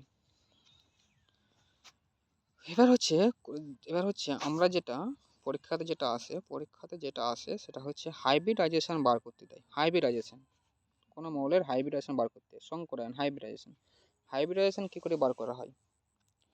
যদি কোনো মৌলের ভ্যালেন্স ইলেকট্রন, মানে যোজ্যতা কক্ষ অর্থাৎ শেষ কক্ষে যতগুলো ইলেকট্রন আছে সেই ইলেকট্রনকে যদি 8টার থেকে কম হয় তাহলে কি করব? দুই দিয়ে ভাগ করব, 2 দিয়ে ভাগ করব, ঠিক আছে তো। আর যদি 8টার থেকে বেশি হয় তাহলে 8 দিয়ে ভাগ করব। 8টার থেকে বেশি হলে 8 দিয়ে ভাগ করব, আর 8টার কম বা 8টার সমান হলে 2 দিয়ে ভাগ করব। কোন ইলেকট্রন? ভ্যালেন্স ইলেকট্রন, ঠিক আছে তো। ভ্যালেন্স ইলেকট্রন কীভাবে? যেমন CH4 কার্বনের সংকরায়ন বার করব। তো এখানে ধরো টোটাল ভ্যালেন্স ইলেকট্রন কত, হাইড্রোজেনের ভ্যালেন্স ইলেকট্রন কত? হাইড্রোজেন 4টে আছে, মানে আমাদের 4টাই ভ্যালেন্স ইলেকট্রন, কারণ একটা করে আছে 4টা। আর এখানে কার্বন ভ্যালেন্স ইলেকট্রন 4টা, 4 কত 8, 2 3 ভাগ করলে কত হবে? 4 হবে। তো 4-এর ক্ষেত্রে কত হবে? sp3, 4-এর ক্ষেত্রে কত হবে? sp3, কারণ 3 আর 4, কারণ ওই হিসাবে দেখো তাহলে আকার কত হবে? টেট্রাহেড্রাল। তাহলে CH4 আকারটা কেমন হবে? টেট্রাহেড্রাল, এবং এর কোণ কত হবে? 109.28 ডিগ্রি, ঠিক আছে, 28 মিনিট। হাইড্রোজেনের ক্ষেত্রে কত হবে? অক্সিজেনের ক্ষেত্রে হাইড্রোজেনের কত? 2টি পাবো, আর অক্সিজেনের 6টা পাবো, 6 আর 2 8 4, এটা sp3 টেট্রাহেড্রাল 109.28। কার্বন ডাইঅক্সাইডের ক্ষেত্রে একই করবো। কার্বনের ক্ষেত্রে ভ্যালেন্স ইলেকট্রন কত? 4টে হবে, আর অক্সিজেনের ক্ষেত্রে ভ্যালেন্স ইলেকট্রন কত হবে? 2 + 6, 8টা আছে তাহলে 2 + 6, তাহলে 6 আর 4 10, 5 পাবো, তাহলে sp3d, সরি 6 পাবো, তাহলে একেবারে 6 পাবো, তাহলে কত হচ্ছে? তাহলে 8 আর 4 আর 12 কত হচ্ছে? 16 হচ্ছে। তাহলে 16কে 8 দিন ভাগ করলে 2 হচ্ছে, তাহলে কত পাবো? sp, তাই লিনিয়ার পাবো। তো এরকমভাবে আমরা পেয়ে যাবো লিনিয়ার, অর্থাৎ দেখো লিনিয়ার ছবিটা দিয়ে আছে এরকম আকার হয়ে যাবে, ঠিক আছে তো। তো এরকম হাইব্রিডাইজেশন সাধারণত কেন্দ্রীয় পরমাণু এর বের করা হয়, মানে হাইব্রিডাইজেশন সাধারণত কেন্দ্রীয় পরমাণু বের করা হয় এগুলো, কিন্তু আমরা হাইব্রিডাইজেশন সবারই বার করবো, ঠিক আছে তো।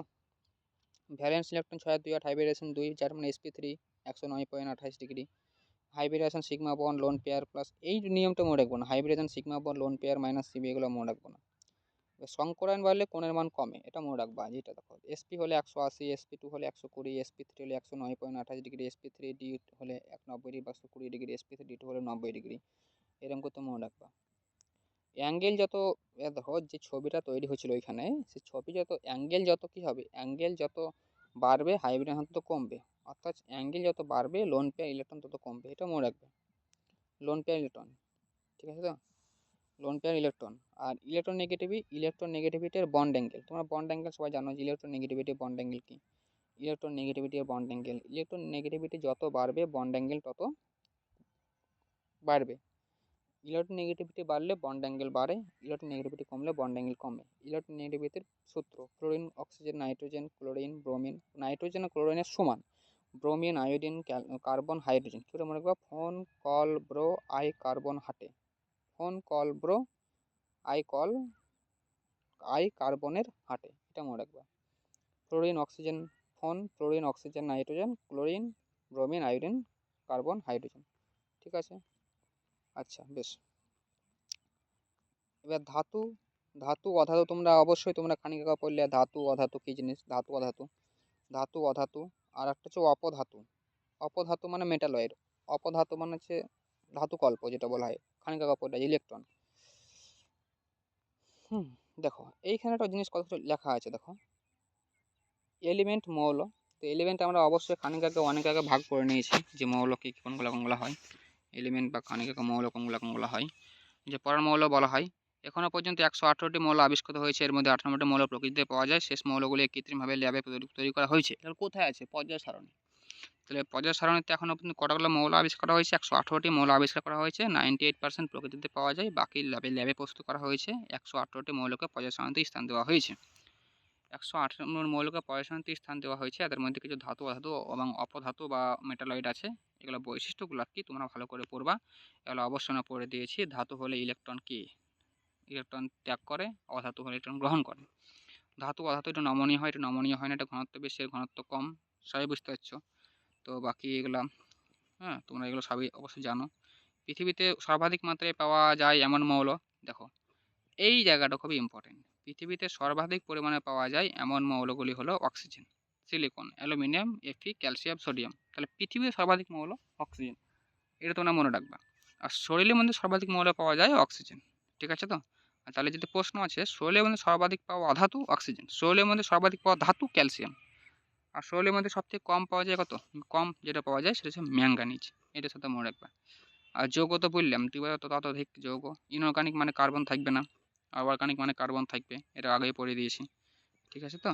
আর বাকি এগুলা কিছু না। এক্সাম্পল CO2, CO2 মৌল না যৌগ? CO2 অবশ্যই যৌগ, কারণ এটা CO2 অবশ্যই যৌগ। কারণটা হচ্ছে দেখো CO2 1:2 অনুপাতে মিক্সিং হয়েছে, তাহলে যদি নির্দিষ্ট অনুপাতে মিক্সিং হয় তাহলে তখন তাকে কী বলবো আমরা? যৌগ। আর যদি নির্দিষ্ট অনুপাতে মিক্সিং না হয় তখন তাকে বলবো আমরা মেটালয়েড বা ধাতুকল্প, বা ধাতুকল্প বলবো না, সরি, নির্দিষ্ট অনুপাতে না হলে তাকে বলবো আমরা কি? অ্যালয়, সংকর ধাতু, ঠিক আছে তো? হাইড্রোজেন মৌল না যৌগ? অবশ্যই হাইড্রোজেন যৌগ, কারণ নির্দিষ্ট অনুপাতে ভাগ হবে 2:1 অনুপাতে, কারণ ধরো দুটো হাইড্রোজেন আছে, একটা অক্সিজেন আছে, তার 2:1 অনুপাতে। এতটুকু পর্যন্ত আমাদের মোটামুটি হবে একটু ওভারভিউ দিলাম, বাকি দেখুন 2025 সালে ক্লাসে করে দেবো।